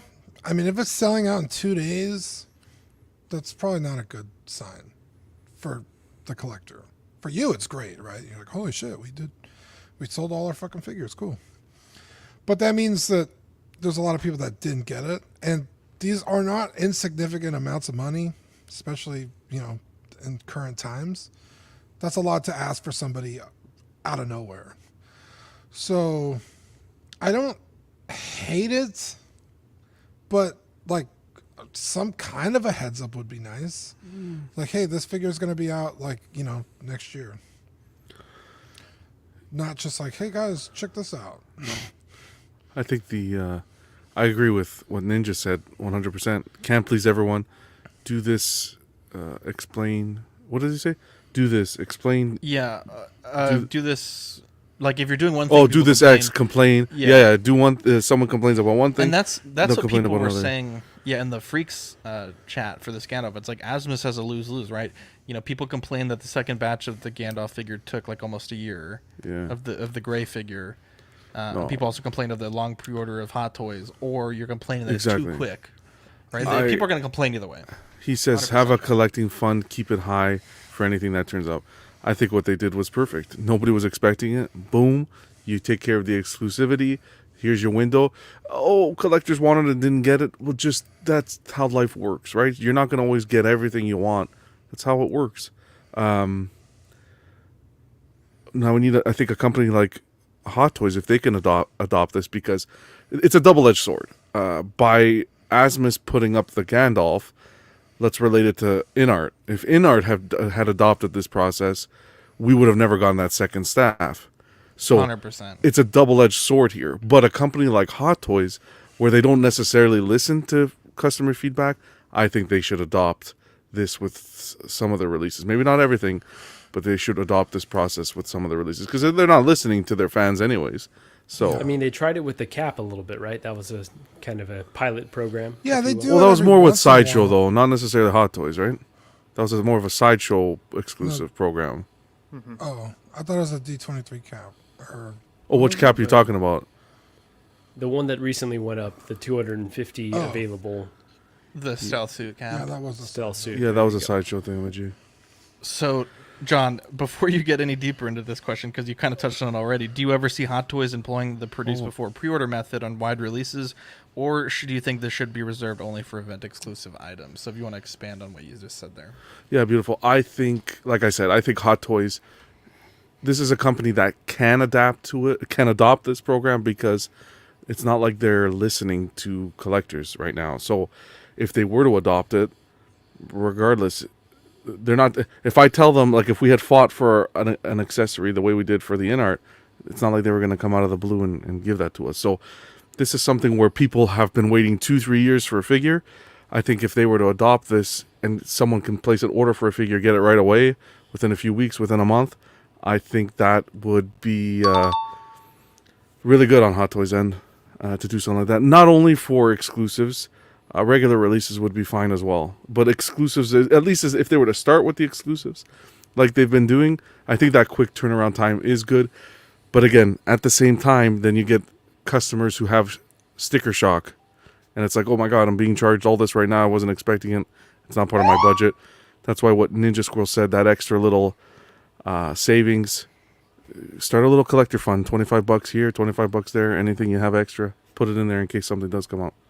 Well, and you mentioned sticker shock there too, John, which I think is important. I liked what So Only Toys one? recently Zach, did. you suck. It's being a little I like stingy what's- this week. Ben got I like negative what's- once. So.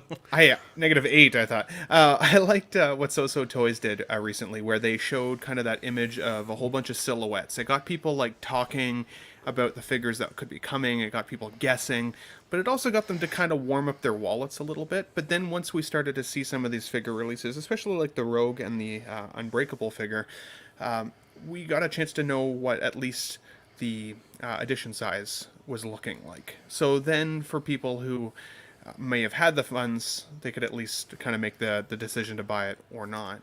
But again, their wallets were a little bit warmed up to the idea. Even with Exo 6 there recently, one of the things that I didn't love about that Kirk release was that they didn't tell us what the edition size was by any stretch. It sold out on Exo 6's website right away, but then it's still, at least as of this morning, was still available for pre-order on Sideshow. My concern about that is, like, is Sideshow going to start sending out emails soon to be like, sorry, something happened and we overestimated our stock? Like, how can the main site sell out faster than a secondary distributor like that without any indication of what these edition sizes are? I do think that if Hot Toys adopted a bit of a hybrid model, so for figures that weren't guaranteed bangers, right? Like, I'm thinking of like the Queels, where like there's a lot of people that like Queel, but there's a lot of people that probably won't buy it. I think those figures should have a pre-order window available for them to kind of decide whether or not they're going to either A, make it, or B, like, kind kind of guarantee their investment a little bit. I think the figures that we would see kind of on that quick turnaround release would have to be the Batmans, the Supermans, the figures that have a history of selling pretty easily for them to risk that. Because otherwise, even when figures sit on sites for a while, they still get a lot of sales for a long period of time, right? I'd be worried that they'd start getting less creative with some of their options that they put out there for people, just to make sure that they guarantee their investment up front. I think with Hot Toys is they have to pivot. Thanks, Blackbird. Appreciate that, man. I think Hot Toys has to pivot because it's, for me at least, I haven't really continued my Hot Toys journey. I still want to, but I haven't. And it's just not fun, right? You're getting Book of Boba figures now. You're getting figures 2-3 years later. For me, yeah, the pre-order goes up. Damn, you're excited. But then it fizzles out, in my opinion, because you're waiting so long. Just do that. Adopt this. Try it out. Add a little kick to collector's step. Or what you can do is do an exclusive. So the exclusive will go up for pre-order right away. You have a certain amount of time to order it, and you get it right away. Well, maybe that wouldn't work. And then you have a regular, but then if one's coming out earlier than the other, that won't work either. I don't know. They got to pivot because this 2-3 year wait window, it's just not fun. It really isn't fun. And I think they are, right? They're shortening the pre-order times. I think if they're seeing that a figure is maybe not super hot, they're just like, okay, let's close this one up. Let's maybe move it up in production and try to get it out the door. So not quite what we're talking about, but they are trying to tighten things up a bit. I will say the most excited this year I've been for collecting the event exclusive Boba Fett. I thought that was a real exciting time for us. I think we were all really a big fan of the way that happened. And then I would say also the Gandalf, right? Like I saw it, I was like, dang, this is really cool. I'm definitely going to order that in a few weeks. And then I want to say it was Pablo Meza in the Patreon chat. I show sheeted it, and I specifically put no release date in the listing because I wasn't quite sure how it was going to work. And Pablo's like, oh no, like this is like, you get it like right away. And sure enough, I went back to the page and read the announcement carefully, and it was like, this is in stock now.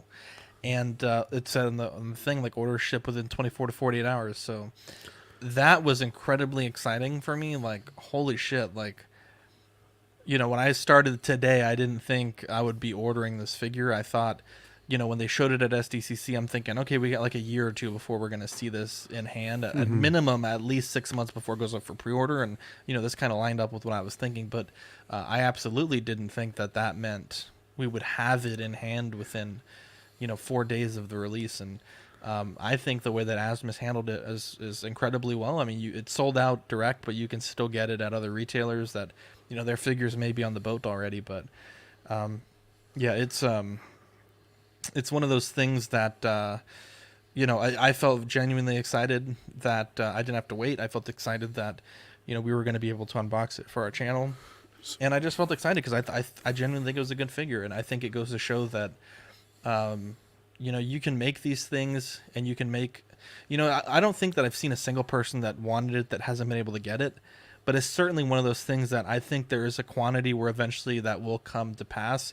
But I think that's really on the collector at this point. It's already been up for pre-order for about, I want to say, 8 or 9 days. If you haven't secured a pre-order, even with a small deposit like at Sideshow for $30, then I don't want to sound like a dick, but it's almost like, I mean, do you want it that bad, right? If you're not able to scrounge up a few bucks to get it, this is an expensive hobby. And, you know, a lot of people were upset initially when it was just up at Asmus and it had sold out. People were really upset, and I think rightfully so. But now, Pop Culture has it, Big Bad Toy Store, KG Hobby, Sideshow, Collectibles. So it is one of those that I think is more limited, but I think it's definitely going to be sought after once it sells out. Let me pitch you a concept. Made to order. All right? Yeah. Don't kill me. I like that. If they make 10,000, they make 5,000, whatever. 10,000 they're making Iron Man.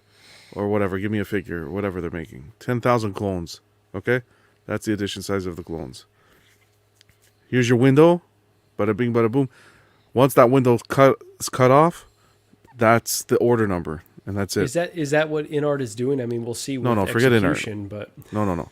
It seems like I'm what they're adopting this from advertising. the statue world.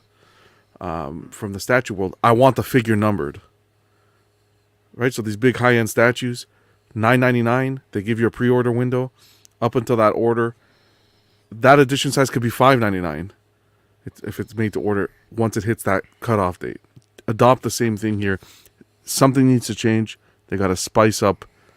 They got to spice up what they're doing because it's just redundant. It's becoming redundant. All this freaking same shit over and over again. Reissues with different paint apps and this. It's over and over and over again. Made to order. Adopt it. Do a line like that. I'm not saying change the entire company with every release, but do a specific premium line. And I'm telling you, they'll continue to be where they are. They have to change though. They're not like this. They're not going to continue. I'm telling you, they're not going to continue. In my opinion, something has to give. InArt's just InArt. I still think InArt's good, and I still think that their product's going to be where it needs to be, and it's going to be premium. It's going to be a bit more premium. But communication-wise, now with the community, that's a complete write-off, in my opinion. Okay. It was all the work he put in to chat with the community, to build up the hype around the figures, and is at zero now. For me, it's at ground level. If he stayed silent, he'd be at the same spot he's at today. Wow. Aaron, get the heck out of here. Sounds like what Jazzik is doing these days. There's that. I think we've touched them all here. Corbo says even after all that communication and art, did y'all still not happy about the communication like so much earlier?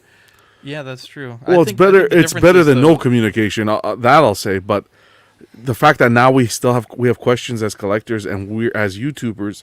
You were there 1 week, 2 weeks, 3 weeks, 3 months. You were there to take them, and now you just disappear. Just need the consistency. The consistency needs to be there. Now, of course, it's better than absolutely no communication that we get from the other end, but I'm not going to give them a pat on the back when there's still a lot of things that need to be worked on. Absolutely. Do you think, John, if it was made to order, they'd be more expensive? More expensive, bro. You're paying $4 something for an armored. But you think something like a Hot Toys, like if they make more of them, they can sell them for less. I don't think the quantity. Yeah, but Ben, at what point does it stop becoming collectible? Like, there has to be. I know what you're saying. To Ben's point, like I get what Ben's saying, like the scale of production, but I think there's a point, like when you get to a certain number, you kind of get like diminishing returns, right? Like when we order stickers, to order 10 is almost as expensive to order 50, right? You're really only paying a few bucks more. To order 50 to 100 is a few more bucks.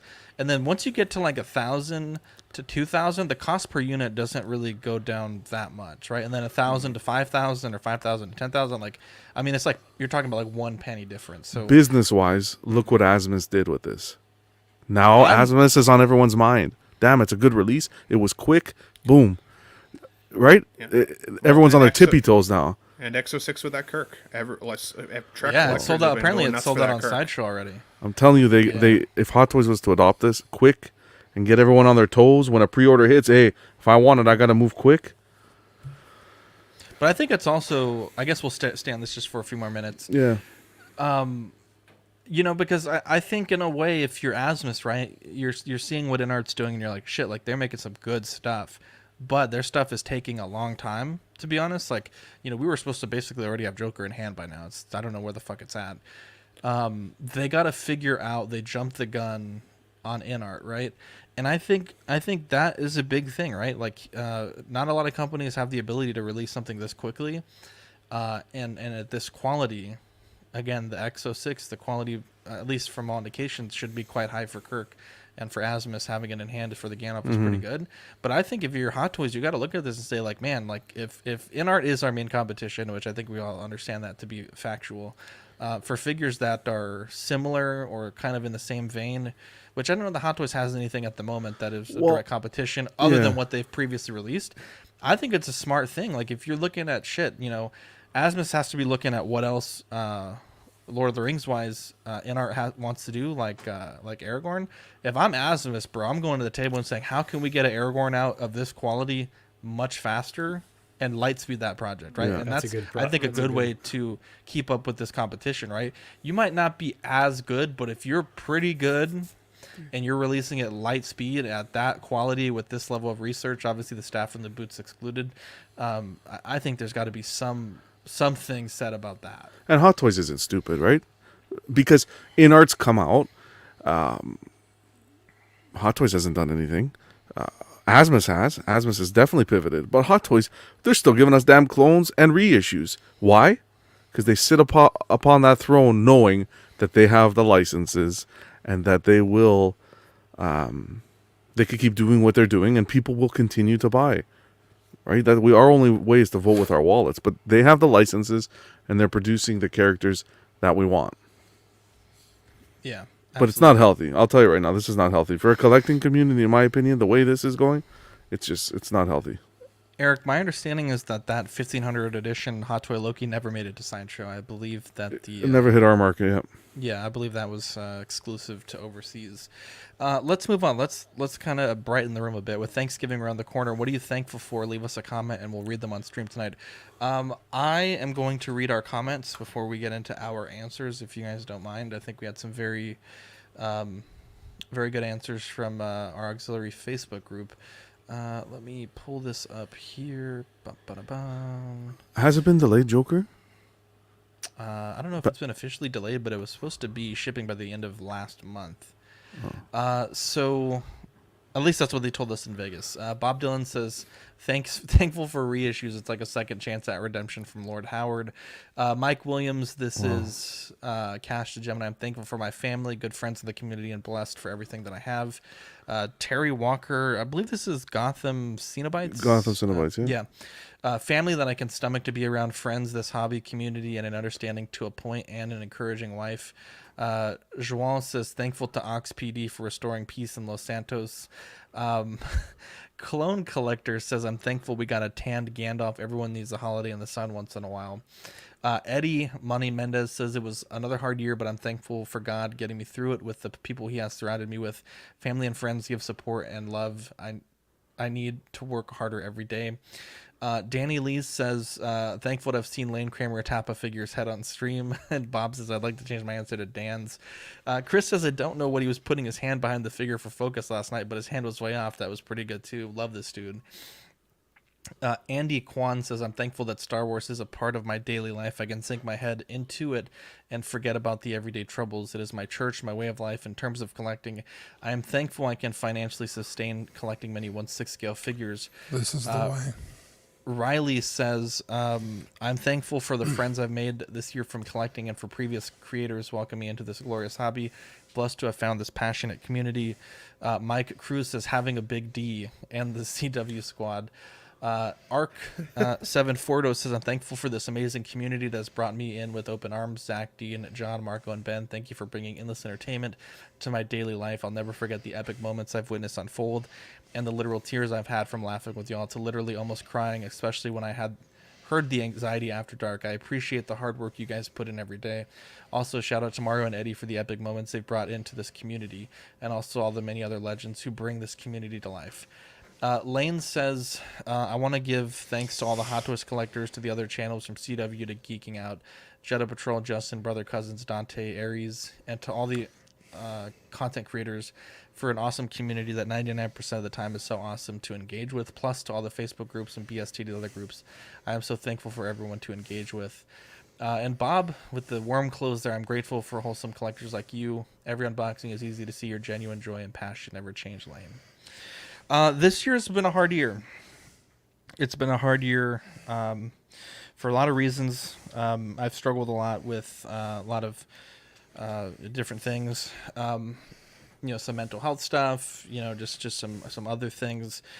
And I'm really genuinely thankful for the community that we have here at CW.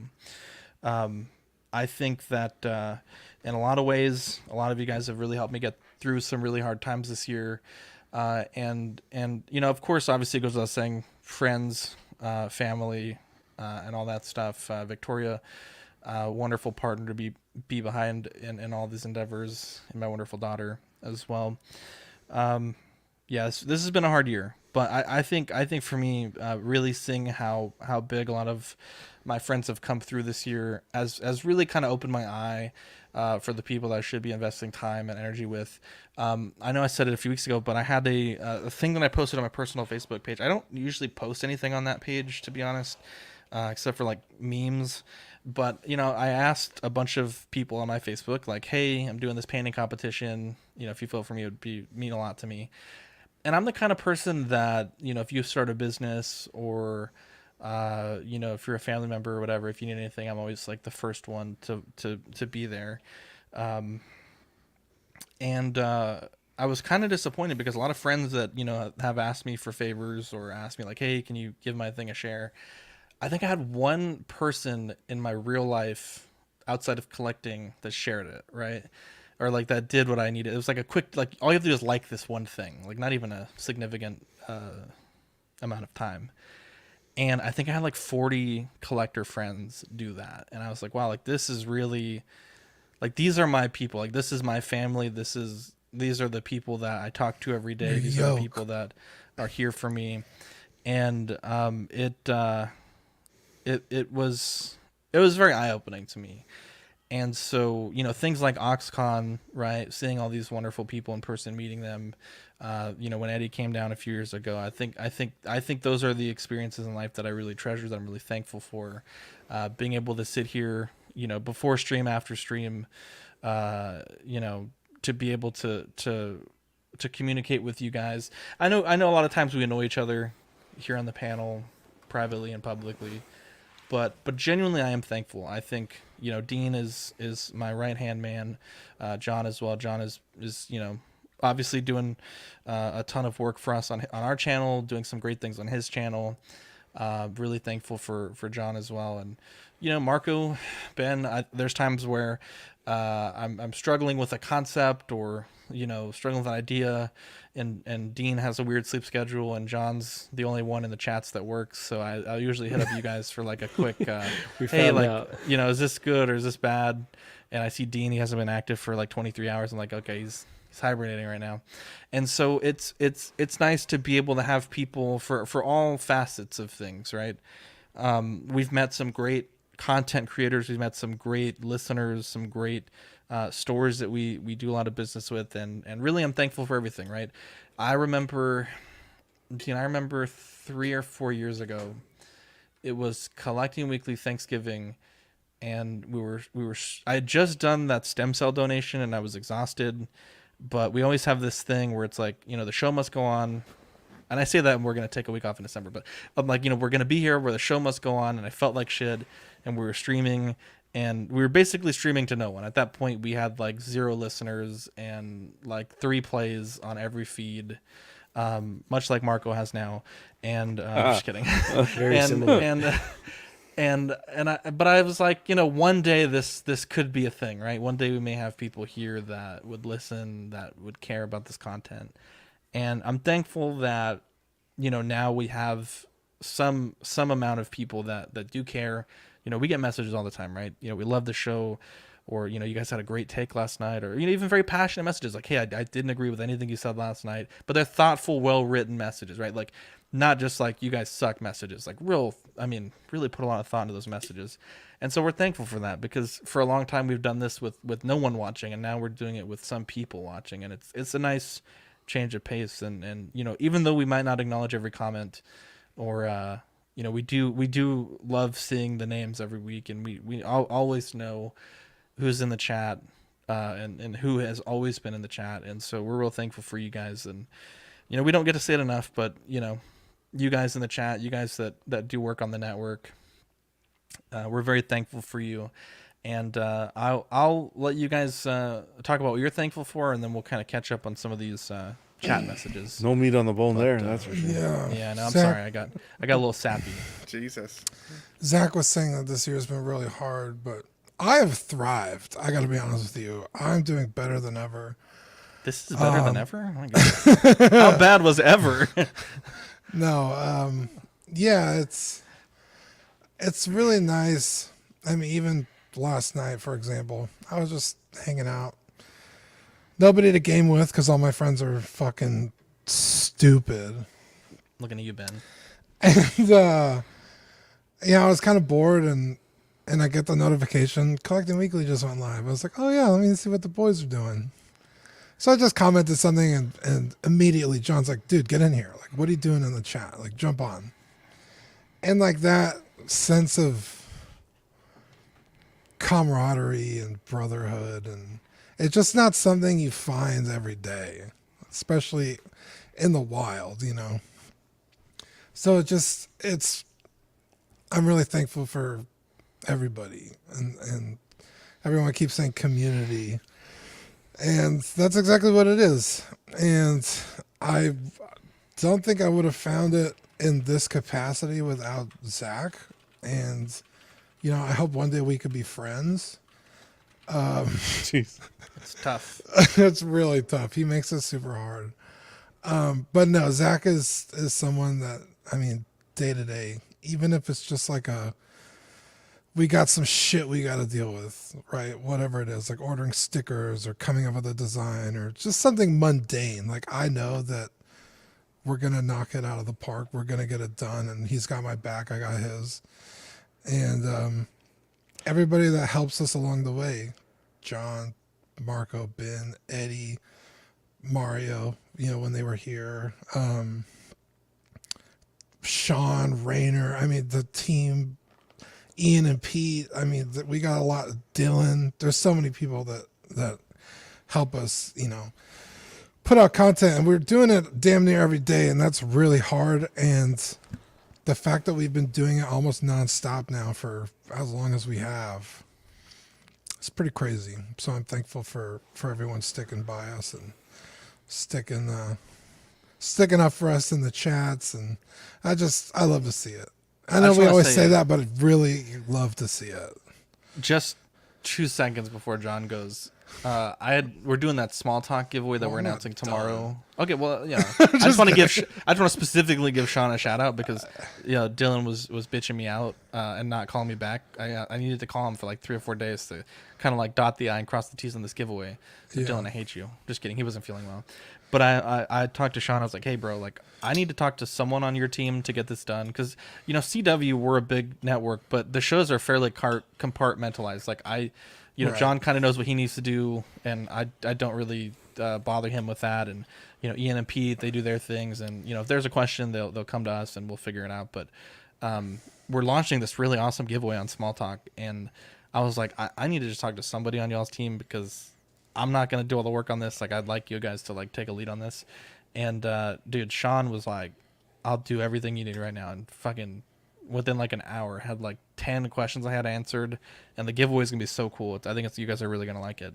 But I just wanted to shout out Sean because, he's been with us for a long time, and, I don't often get to give him his due, but he's stepped up huge for us this year, Sean Lockridge. So big shout out there. But sorry, Dean, continue, or John, or whoever. Yeah, no, I think I was done. I'm Canadian, so I had my Thanksgiving already, but no, I'm kidding. I'm thankful for chocolate cake, pizza. Guys, laugh a bit, man. Crack a smile. I know we're an hour and 50 minutes. I was, but I was muted. I'm sorry. Holy fuck. I was also muted, yes. Of course, for family and so forth, but really meeting you guys has been awesome.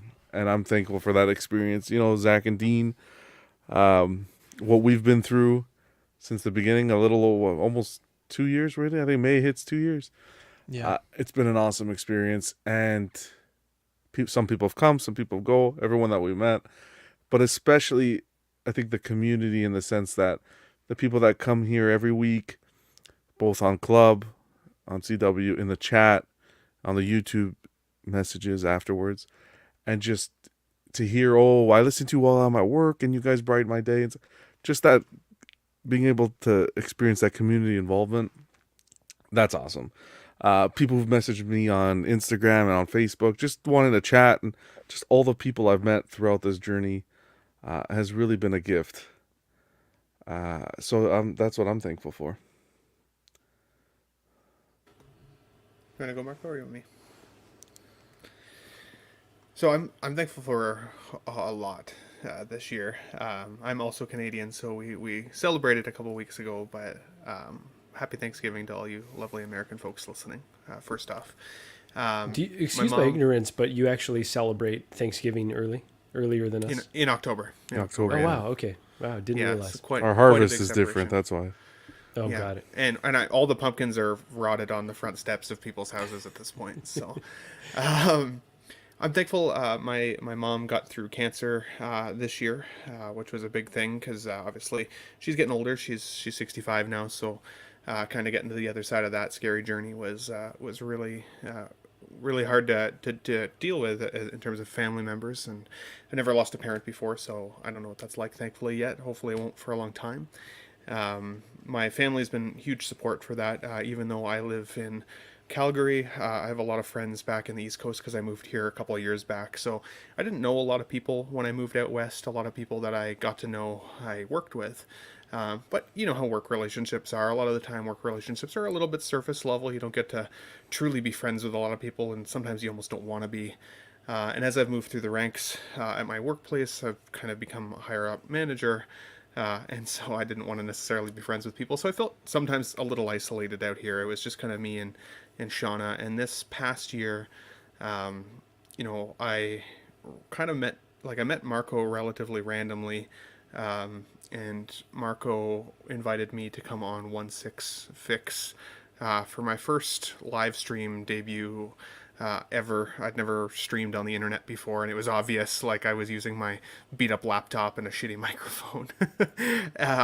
And you know, there was no judgment there. They helped me get through my first stream, and then helped me kind of get in the door a little bit with the Collecting Weekly guys, so you guys obviously. And from there, my streaming life and level of friendships has just exploded this year. Like, I went from feeling like I had nobody to talk to in a week to now I'm like trying to regain some life back so I can just unbox a figure or like, you know, because I have so many people that I look forward to talking to on a weekly basis. Can't catch up with those chats. I can't catch up with chats. I can't catch up with gaming, like with Dean. And, you know, emotionally aside, you guys have become some of the best friends I've ever had. I talk to you guys every single day. I love you like brothers. I would do anything for you guys, 100%. And I'm excited for a lifetime of friendship. You know, I hope that, you know, we can be like 85 at some point and still like laughing about random shit all together and have a good time with it. Like reissues?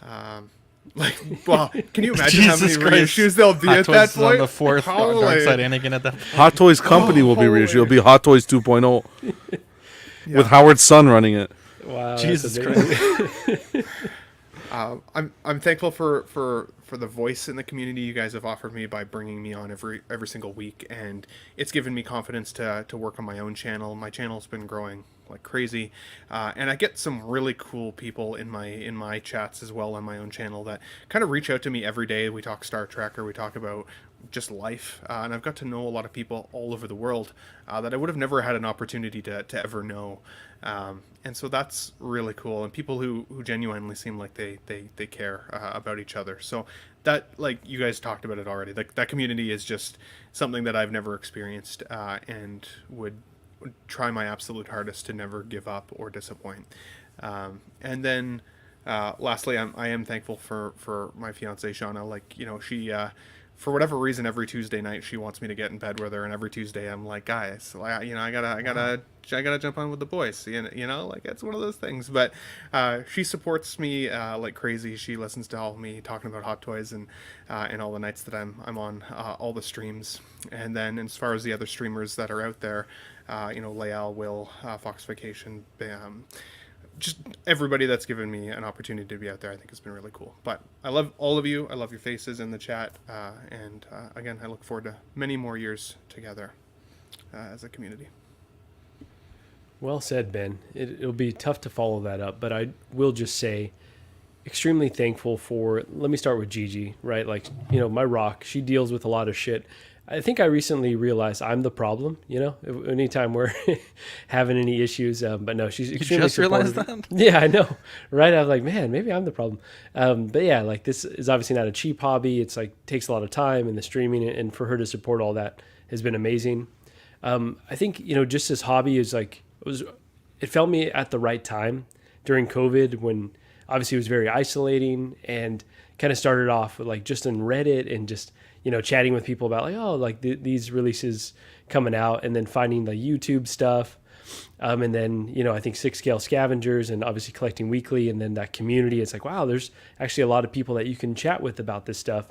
And then it kind of like opens you up to like so many, well, that didn't sound right, but kind of opens you up to so many different people and things. And so, yeah, like honestly, to be able to get to know Zach and Dean and Ben and John it's really incredible, just on this show, and then going to San Antonio and Zach opening his home, Dean picking me up. It's like, man, these people, you just stream with them and then they kind of become close friends. Ben and I gaming late, like John will be the first person to hit you up on, Christmas, happy, Merry Christmas, like just really great people. And then obviously with the rest of the community, going to meet Usby and Cuervo and Eddie and Eddie and Mario, and going to Disneyland. It's like there's been so many incredible experiences that I never thought that this hobby would lead to. And so, yeah, for any time I kind of start feeling down on the hobby, like, man, I'm spending too much money or like running out of space, like I think of all the ancillary benefits. It's just been really incredible to be a part of an awesome community. And I feel like I picked the right hobby because it's connected me with so many folks, and really looking forward to, meeting Ben in person, meeting John in person. And I know we'll pick up where we left off. And so, yeah, a lot of things to be thankful for. Absolutely. Let's, real wonderful answers from all of you guys. Definitely amazing. SpongeBob SquareBalls, I'm thankful for another day alive. Archangel, I like you guys better than my family. Who really wants to be stuck with family? DJ says, I remember the mental health after dark episode. That shit was so comforting and therapeutic. Thank you all for being there in my late nights, lesson planning, and stressful days. Badfish says, hard to put into words, but this community is freaking amazing, and all your content has helped me and stay sane and awake during late nights feeding the new baby. CW forever. Ninja Squirrel, take it easy, panel and chat. Have a great Thanksgiving. Niculio, thankful for all you guys do and have done. You guys are all generally great guys. Thank you. Cuervo says those were great figures. Badfish says I still feel bad I missed that in the chat and didn't get to like the posts. I'm thankful I met some of you guys at Disneyland and for the handy Marco gave me. That's from Cuervo. Niculio says, Dean, I sleep in my Zorbo shirt basically every night. You're a legend. You are a legend, dude. Erwin says, thankful for what you guys provide and share to us. Really means a lot listening and got me through some rough times, TBH. Really appreciate your crew. SpongeBob says, Ben, I'm glad your mother is doing better, and just know 65 is not that old. I call 65 the new 55. Valid. And Blackbird says, thankful for family, but also thankful for this community and seeing all the collectors out there who appreciate the same interests. So real nice messages for you. If you commented on the post today, like on the actual Facebook group, just go do another bonus entry and just do like Thanksgiving as the bonus code. Now, obviously, we did have such a warm moment, but something very tragic did happen this week. And again, I want to emphasize the importance of mental health. And, I think also anytime you talk about things like this, I think it's also important to remember that if you are struggling with your mental health or you are having bad thoughts, I don't know. I don't want to speak for the rest of the panel, but you can always reach out to me. You can always reach out to, of course, in America, we have the crisis suicide lifeline. If you text or call 988, they'll be able to help you out there. Of course, my inbox is always open. But this past weekend, Jason David Frank passed away, and honestly, one of the heroes of my childhood. One of the most loving and supporting people of the fans. It's really surreal. There's always these synchronicities in life, and I remember waking up and Victoria told me, like, the white Power Ranger passed away, and I'm thinking, like, I'm sorry, what? Like, at first I thought she was talking about like in the show or like whatever, because we watched Vivi loves Power Rangers. We watch them all the time, the Mighty Morphin series, and just the night before, she has the kids RC green Megazord, and she was crying that it was out of batteries. So we went and picked up some batteries, and right when I woke up, the first thing I hear is like the theme song for the green Megazord, like that flute sound. And that's going on in the background, and I hear Vivi like having a blast playing with that around the house, and Victoria's telling me that the White Ranger died, and it's kind of one of those things like when Michael Jackson died, when Kobe Bryant died, it's one of those things that I don't know you'll ever forget, like where you were when you heard the news, and man, it's just incredibly sad. More details are coming out, and it's just so sad that this person was in such a dark place, and apparently reached out to help with a lot of his friends, and unfortunately a lot of those people hadn't seen those messages in the past, or kind of ignored some of the signs and stuff. So it's a terribly tragic thing that happened, and I mean this is in my opinion like one of the greatest 90s early 2000s actors of our childhood, and just incredibly sad to hear this news. And also forget Fern, man. He said thank you for Dean, John, Ben, and Marco. What a fucking love you, Fern. Yeah, I hate Fern. Wow. Dean, John, Ben, Marco. Does anyone want to add anything to this? Yeah, terribly tragic. Yeah, go ahead, Ben. Oh, I'll make it quick. I met him very briefly. He's one of the few celebrities that I've ever actually met in person. I met him years ago at a con. And it wasn't even like at a signing table or anything like that. I literally bumped into him. He was on his way to go and get lunch. And I ran into him, and I was with a buddy of mine. And, I was nervous because I wanted to say hi. And, like, he kind of saw me, and we kind of made that, like, awkward exchange of eye contact. And he was like, oh, hi. Like, how's it going? Like, he was obviously used to it. So I shook his hand, asked him how his day was. And he was like, oh, like, I'm literally just going to get lunch. He's like, do you have anything I can sign for you or anything like that? And so I had a comic book that had nothing to do with Power Rangers on me, but he signed that for me. Again, shook my hand. Said like, have a fun con, and went on his way. But, just for that, like, I mean, he just felt like such a real person. Getting to know him, I mean, like for like 30 seconds was really cool. But he could have just gone on his day, and like he was ready to go get some food. It was a busy con. He was a sought after dude, and he was really stand up. And every fan that I saw him interact with, he was the same way. He was very generous with his time and his soul. So when I heard this news the other day, I legitimately felt pretty devastated. I was he was my favorite Power Ranger, and as I said, probably the nicest celebrity interaction I've ever had in my life. So I wish him rest in peace, and for his family for their grieving time, 100%. Yeah, I think a lot of people grew up with the Power Rangers.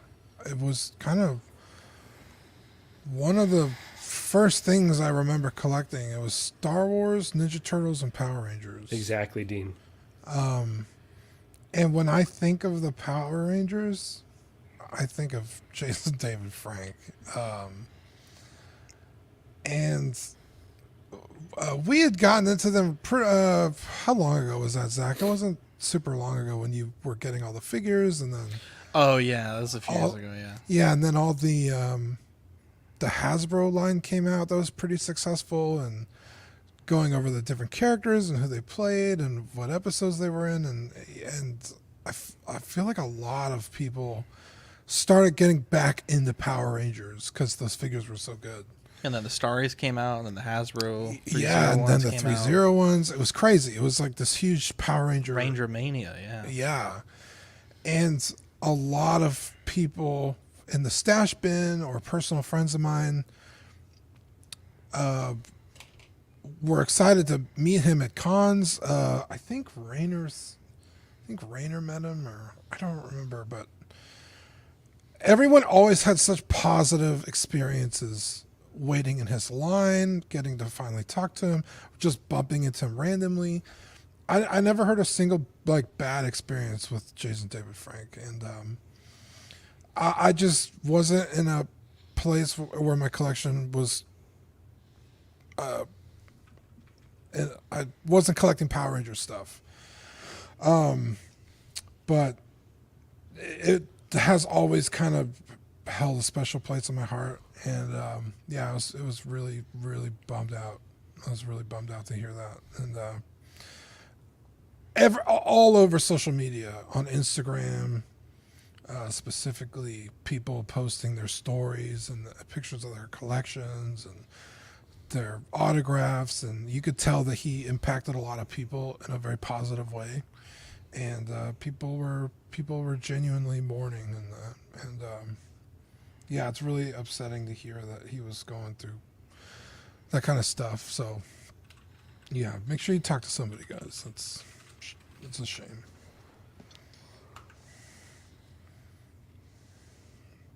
Go ahead, John. No, I was just gonna say I don't have too much of a connection to the Power Rangers, but more as from a humane standpoint. It's always important to, especially someone, I don't want to say of his caliber, but if someone's going through something and they don't have a way to express themselves, or you had said, Zach, I think that he was trying to get some help and he wasn't able to. It's important to always have, no matter how hard your day is, always have an ear that someone can use so that they can share an experience or a moment or something that they're having trouble with, because it's crucial. And always keep in the back of your mind, I know we all have hard days, work, family, whatever it could be, but always think twice before you put someone down, because once you say something, you can't take it back, and you don't know how you're going to make that person feel. We always get into arguments. It happens. It's life. But I just think twice, because yeah, this is tragic. So many people looked up to him, and he was way too young to go, especially for a reason that I think could have been prevented. Yeah. I think you've all said everything perfectly. I just want to say he's like one of the baddest men on the planet. Yeah, well, that was odd. One of the baddest men on the planet, right? Like one of our idols growing up. Like Badfish says, everyone wanted to be the Green Ranger. Everyone wanted to be the White Ranger. And so gone, but certainly not forgotten, and definitely a larger-than-life figure that will live on. Rainer says it great here. Talk to someone, guys, would rather listen to your problems than attend your funeral. 100%. 100%.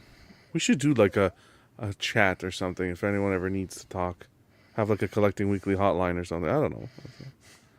Well, not streamed. No, of course not streamed. Okay, Hello, Jesus like, Christ. No, well, not streamed. Yeah. I mean, if anyone ever has any problems, you can always email me, Zach at You guys can reach out to us. To me, Facebook, I'm fine too. Yeah. You know, anything. Yeah, there's people that have come to me and expressed, like, hey, I'm really going through some stuff, and been able to talk to some people, but my inbox is always open, right? If you're struggling, you need someone to talk to, 100%. Yeah, definitely gone too soon. Let's do this quickly here because we're running a bit long. The Rami Spider-Man was our movie of the week, and I want to say from this point forward until Christmas, so probably next Tuesday, whoever's up next, it'll be doing Christmas movies up until the end of the year for movie of the week. But Spider-Man centers on student Peter Parker, Tobey Maguire, who after being bitten by a genetically altered spider gains superhuman strength and the spider-like ability to cling to any surface. He vows to use his abilities to fight crime, coming to understand the words of his beloved uncle: with great power comes great responsibility. This is a childhood right here. Power Rangers was a big part of my childhood, Spider-Man as well. And you could not get away from this, right? You had the toys, you had the movie, and then the second movie, then the third movie. I remember we didn't go to many movies as a kid, but we went to all three of these. And I really, really loved them. And in some ways they haven't aged so well. As a kid, I didn't really think too much about it, but as you watch this trilogy, Mary Jane's kind of a bitch, to be completely honest. Wow. and I'd like just everything, to be honest. But no, this movie is fantastic. I remember playing the video game for this for these on the PlayStation, on the Xbox. I had the figures, a great set of bad guys. This trilogy and this movie, incredibly important. And we wouldn't have the films that we have now, Marvel MCU. This was kind of like the first. There had been some other attempts, but to me, this was like the first superhero movie to really be somewhat commercially successful. And I think in a lot of ways, if it wasn't for this, we wouldn't have the movies we have now. Obviously selling the rights of this to Sony, Marvel was in a bad place when they did that. It's a decision, maybe they regret even to this day. But this is a great movie, and I really enjoyed going back and rewatching Tobey Maguire when he was much younger. And honestly, when he showed up in the latest Spider-Man movie, really glad that we got to kind of watch this weekend, or this week rather. Quickly, for instance, I was in a dark place last year, and I'm really thankful for the CW crew getting me through the year, and you guys checking up on me. I love you guys, Zach included. Blade was definitely there too, definitely. Dean, what do you think? What do you think about this movie? Yeah, this is honestly one of the first movies I remember like going to the theater to see. That was like, usually we would just wait for them to come out on VHS or whatever. Growing up, like all the Disney movies and stuff. Now, I did see Phantom Menace in theaters. I think all the Star Wars. But this one, it was like, my friend was like, hey, let's go see a movie. And I was like, okay. And I like Spider-Man, just as much as the next guy, played all the little Spider-Man video games on my Game Boys, Advance and stuff. And I didn't really know what to expect from the movie. And I was like totally blown away. I was like, yo, this movie rocks. Totally fell in love with Spider-Man.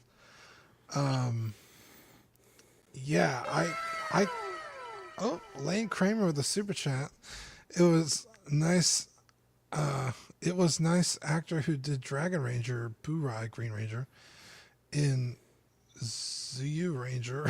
I don't know if I'm saying that right. What the fuck does this say? Lane. Fuck, Lane. Make us read all. Make it a $20 super chat to make us read all that. Jesus, Lane just typed that message and said it's in God's hands now. I think he was saying. I think he's saying the actor who originally played the Green Ranger left a nice message about Jason. Oh yeah, I heard about that. Yeah, I heard about that. Okay, sorry. Hey, love you, Lane. Didn't mean to. Bro, you got to proofread your shit, bro. She had them sneaky tickle bitties. Yeah, dude. Fucking. Jesus. What's her name? Kirsten Dunst. Kirsten Dunst, dude. Bombshell in this movie. In the rain scene. Yeah. Just like. And this movie was so good in a lot of ways. And like, not even like the Spider-Man parts. Like, just the part where he was like in high school and got his powers and was trying to kind of navigate how to do all that. And I always thought that was the more interesting part of the movie.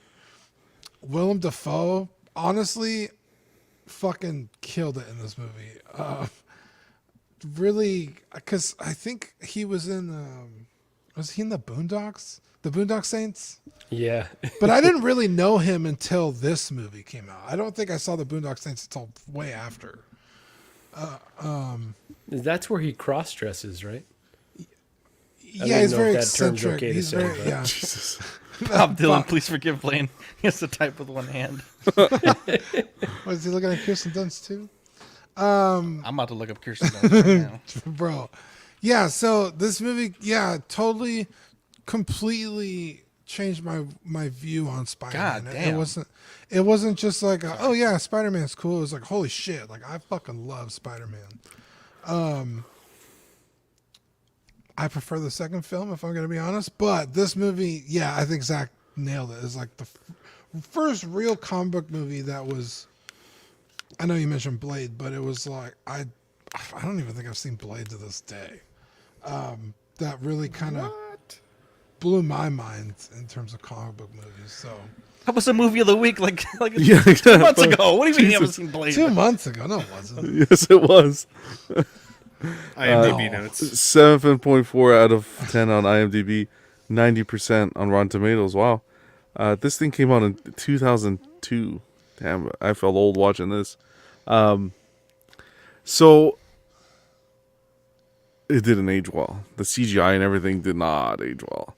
But it's a fun movie. I really got watching it. This is the first time I've watched it in years. Has to be at least 10 years. Tim Burton vibes. A little bit.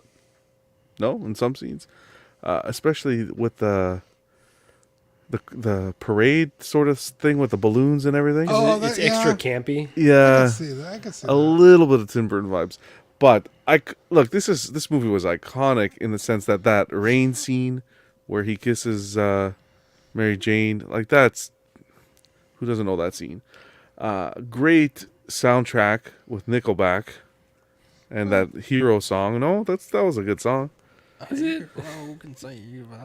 Okay, it was. At least it was back in the day. And I'll tell you right now, I don't care what any of you say, I still cry to that Uncle Ben scene, okay? That Uncle Ben scene is a complete tearjerker. Toby's ugly crying just takes me right. Okay, out of that scene. I don't look at Toby. I look at Uncle Ben, and then when he You have starts to tearing not up- look at him. Yeah. But and William Dafoe is, I can't think of another Goblin who would be able to do a better job than he did. He has the look. He did such an amazing job in that role. Did you like Goblin, John? I did. Well, I don't like the Goblin Those Nuts. Don't you fucking start playing that shit, dude. I almost got it. Oh, wow. I almost had It was it. close. You almost got Don't him. fuck around. You thankful almost got him. my ass, you fucking. Oh, you almost got him. But yeah, no, I thought it was I whatever. It's a classic. It goes in the books as one of my favorite. I love the suit, but I don't know, the aging, the CGI obviously didn't do it for me. But other than that, it's the nostalgia holds a little place in my heart. Hey, Big big ol' shout out to Fern. Fern really quick, though. Number one, let me just read this. Spider-Man 2 is still the best Marvel movie, but I love Fern's energy going into 2023. He's got a PS5 now. He's got an Xbox One. He's doing super chats. Whatever you're doing, Fern, keep on doing it. He's not a Hanging fern the You anymore. got a He's a PS5? cactus. He's Fucking evolved. play. He's a cactus now. Get Elden Ring or something. Jesus Christ. He's not a fern anymore. Wow. Is it cactus now? It seems racial. I think Oh, they call wow. them saguaros, actually. Oh, man. Guacamole. Anyone else want to go about? I mean, you guys have hit on most of the points. I enjoyed watching this film again. I do agree with Fern. I think Spider-Man 2 by far is my one of my favorite superhero movies of all time. But this film definitely set the pace. I remember seeing this in theaters with my dad, and it really, like, especially as a younger person, I wouldn't even say it as a kid because I'm kind of old now. But 20 years ago, as a younger man, this opened my eyes for what superhero movies could look like in the future, and it got me really excited about that aspect of it. Now we're so spoiled with Marvel films and all the special effects and everything, but seeing Spider-Man swing through the streets of New York back then, was pretty cool for sure. Willem Dafoe, definitely a bit cheesy though in this film for sure.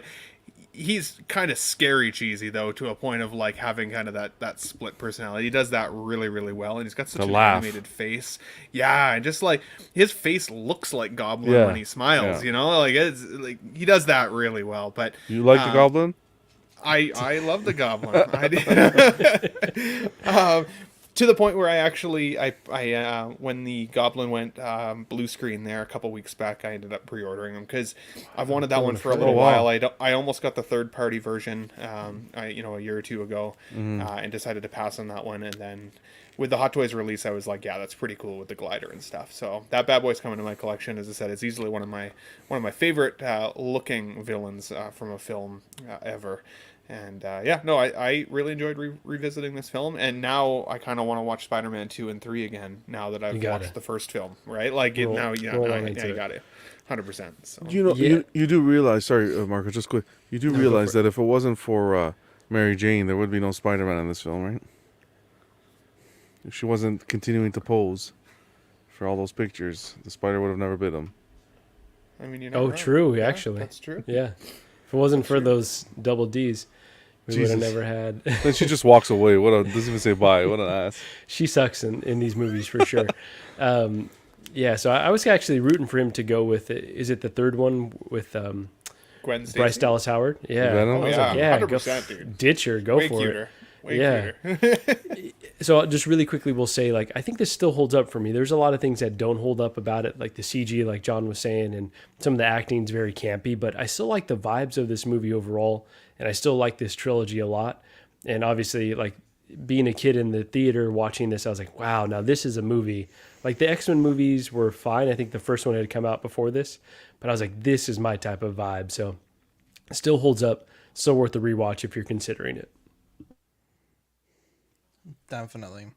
I want to say it's Marco's pick. Do you have a holiday movie in mind? And we'll see if we can stream it while Dean's reading the Patreon list. Have you done Elf before? I don't think we've done Elf. Okay. Elf would be my first choice. Bad Santa would be my second choice if we can't do Elf. Okay. John, I guess if you want to check on those. Elf should be or good. Bad Santa. Anybody want some sandwiches? Right. Dean, we have the Collecting Weekly Awards, and we're doing a chance for a $50 gift card if you enter. If you're watching at home, just scan your phone and nominate. I also need everyone on the panel to nominate. If you don't nominate, I'll fucking kill you. A Hot Toys giveaway, a statue giveaway, and a $50 giveaway? God damn. And our other giveaway that we're launching on Thursday. And Equan's going to win them all. Damn. And the giveaway for the contestants on the hot seat? Jesus. Oh, yeah. Next week is Jeopardy, by the way, so be ready for that. I got some great questions. Oh. Dean, while you read the this list here, I'm going to give you a little bit of background music. So you go ahead. I got my favorite holiday theme song here while you're reading this. Okay. Hope it's not Mariah Carey. Yeah, it's the 3 pillars. Now we're going to get copyright strikes. The 3 pillars, as John coined. Give a quick shout out to our Patreonies: Sean Fear, Ian CB, Renee Mendez, Eric Mariscal, Quinn Aguirre, King Louie, Mark Pearson, Paul Schreiber, James Colley, Equan, Chris Valencerina, Ben Thomas, Chris Letty, David Jones, Sam Giss, Daminator, Joel Bretta, Thomas Love Clark, that Sweet song. Sweet, Goes so Danny hard. Lee, Deanie Martin, Stephen Kraft, Big Ol' Fern, King Zach, Caesar Merrick. This is really hard. Mark Phillips, Lisa Martin Beaumont. We'll play this at Rick the end. DiGregorio. Well, it's because I want to start singing it. The Everyday Collector, Ricardo Valdez, Jose CZ, Erwin Azucena, The Illustrious Rainer, Aled Morgan, Tukothri Wa, Derek B., Eris Portillo, Pablo Meza, Carlos Saavedra, D-Rock, Matt Clevenger, Seth Tucker, CC3PO, Scott Smith, Don McDonald, Jimmy James, Stephen Percha, Sean Usby, Scott Bradley, Steve and Maria Stanley, 80 Manzanares, Louis Bennett, Chip Perrin, Jimmy Hernandez, Gigi the Judgmental, and Brenton Palmer. Where the hell has he been? Where the hell has he Brenton left? He left us, bro. He's too busy now. Too busy for us. I just want to play this for like 2 seconds. Hell yeah. Patreon benefits for November: the Philo sticker, the new This Week sticker, both hollow. Sub to us on Patreon if you can. What the hell is I this? got beans, creams, potatoes, tomatoes, lamb, ram, Jesus. My Thanksgiving song. beans, creams, potatoes, tomatoes, chicken, turkeys, rat, beans, creams, potatoes, tomatoes. This would Anyways. be our the No Neck Crew anthem. There you go, the No Net Crew anthem. Yes. Patreon, $5 for the hot seat, $7.50 for the Sweet Angel. Hot seat's all digital. Sweet Angel's the new sticker tier. Be sure to get that updated within the next few weeks if you want to get stickers. I need to know probably by December 4th, December 3rd, who wants to be in the sticker tier so I can make sure I have enough of the December stickers. Certified Crispy at $15 a month, the Figure Fix Assistance and the certificate, and the What a Guy tier for the POG set and doubles all the stickers we send. Channel members, we got Mojo Z78, Absolute Irwin, DK Avenger 702, FG Rick, S Beam, Andres IB, Daminator, Sam Gist, Thomas Clark, Benjamin Hansen, Chris V, Big O Fern, Karam, OG Fan, Mark Pearson, Ben Thomas, Paul Schreiber, Andrew Gibo, CC3PO, Carlitos, CT603, Eddie, Money Mendez, Sia Dreams, JCA B-Chan, and Fat Batman. Be sure to hit that link there if you want to become a channel member. You get loyalty badges and special emojis for the chat. We also have this wonderful network here, After Dark at 10:30. I don't know if it's going to be a pre-record or a regular. I'll talk with Dean about it and see what we want to do. We have Thursday will be a pre-recorded small talk for the holiday. We're launching the small talk giveaway on that show. Friday. Am I the only one working Friday? Well, I'm kidding. I mean, it's Thanksgiving in America. We got a very big episode on Friday. That one will be live, and John will be doing the giveaway for the 1/3 Thor, and I'm gonna drop the giveaway. Sorry, I was pulling up the link here. John will be doing the giveaway live. So what we're gonna do is Thursday night. I hate using the everyone tag, but I'm gonna tag everyone on Thursday. Wish everyone a Thanksgiving, and also we're going to kind of do a last call for entering the contest, and then Friday we'll post everyone's entry. So you'll be able to look at the doc and see how many entries you have, what numbers are related to your entry. And then during club on Friday, John will do the drawing live. And that's how we're going to do that. Saturday, I don't know if we have any shows. Maybe Dean will do a LSPDFR live if you're free. Or if not, we'll just take Saturday off. But yeah, great bit of content even through the holidays for CW. TeePublic, I think they're on sale this week, so be sure to pick up some swag if you like. We sold a few t-shirts this week, so always love to see that. And John, can you read our socials for me, please? Of course. On Facebook, we got Collecting Weekly. Collecting Weekly Auxiliary is the main group as well. On Instagram, at Collecting Weekly _clips, and at the _everyday _collector. Be sure to check those social media pages out, guys. Thank you for that. Shout out time. I think I gave a lot of my shout outs during the thankful segment, but chat was booming today, so shout out to the chat. You guys are great. Always love to have you guys here kind of talking about this wonderful hobby. Anyone else have any shout outs they want to give? Yeah, I want to give a shout out to one of the listeners. Sent me a message earlier this weekend. I was sick as shit this weekend, honestly. But he sent me a nice message. Big fan of the show. Yeah, it was just nice to get just like a random message. Someone who likes the show. So shout out to Dave Yoon. So Dave, I mean, you could have sent 2 messages, Dave. Yeah, I'm just kidding. I feel really bad because I was sick, so I pretty much just like chugged Gatorade and slept, and it's just easier than staying awake and feeling like shit. So I got his message, and I was like, "Oh, that's really nice. Like, let me like reply to him." And like when you like check a notification, it's just gone, and like it totally slips your mind. And then I was just like back to sleep within a few minutes. And I forgot to reply. I did eventually reply, but I felt really bad. But yeah, it's nice. And we were just talking about that on the show, with the community and people, who you don't know. I never interacted with him before, so it's just cool to like get a message like that. So you love to see it. There you go. I do have a shout out for Victoria, the Ox Mother. A while back, she did this amazing print of Pancake, and I've had these frames that I've had to hang up for a long time. I finally hung them up. How long does it take to hang up a frame? It takes 2 seconds to hang a frame. It doesn't take a long time, but for me, it did. So yeah, this is the awesome print that Victoria did, and so now I just have to get the print printed and inserted into the frame. So probably another 6 months, and I'll be good to go there. But the print's cuter, bro. Then Pancake, it might be. She actually did an amazing job. Holy man, she crushed this. Honestly, Jesus Christ. I felt bad because that day Margo and Gigi were having date night and they were watching Let's Draw, and I'm like, I don't understand why you guys are wasting your time watching us. And so I was like, oh, let's draw Pancake for them, and Victoria's like, absolutely not. And so she just decided to draw one. The only thing is, Pancake looks like. Forget it. I'm not gonna. No. Tell me. Looks like a waffle. Look on a plate.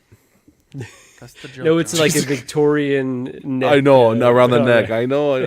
Man, you guys forget it. You can't joke anymore. Now all I You can see can't- is a dog head on a plate. Yeah. That's all I. That's all I see now. Does anyone joke anymore? Jeez. Goblin. You are watching a master at work. Nut. No. All right. Anyone else? Like, That's what I was waiting for. I have no shout-outs other than the ones that they've already How poured out dare of you, my Gigi. soul. Yes. Shout out to the chat as It always. is true. anyways, Gigi is my have favorite Marco. Hate to say. have a great Thanksgiving, guys. I get that. Be sure to use code MommyBix as a bonus entry into our Hot Toys giveaway. I got this message just for like the last 2 seconds. I got this message on YouTube, and the guy's like, "Hey, can I contact you guys?" I was like, "Yeah, sure. This is my email." And he was taking too fucking long to send the email, so I was like, "I'll just find him." And so I did, because Oxfather can find anyone he needs to. And he goes, "Oh shit, I can't believe you found me." And I was like, "Yeah, so what's up?" And he's like, "Oh yeah, you should be getting an email from me tomorrow morning. I scheduled it then." I'm like, "Can you just send? I'm here now. Can you just send it to me now?" I think he's a Grand Theft Auto LSPDFR role player, and I think he either wants to invite us to a server or jump on one of ours.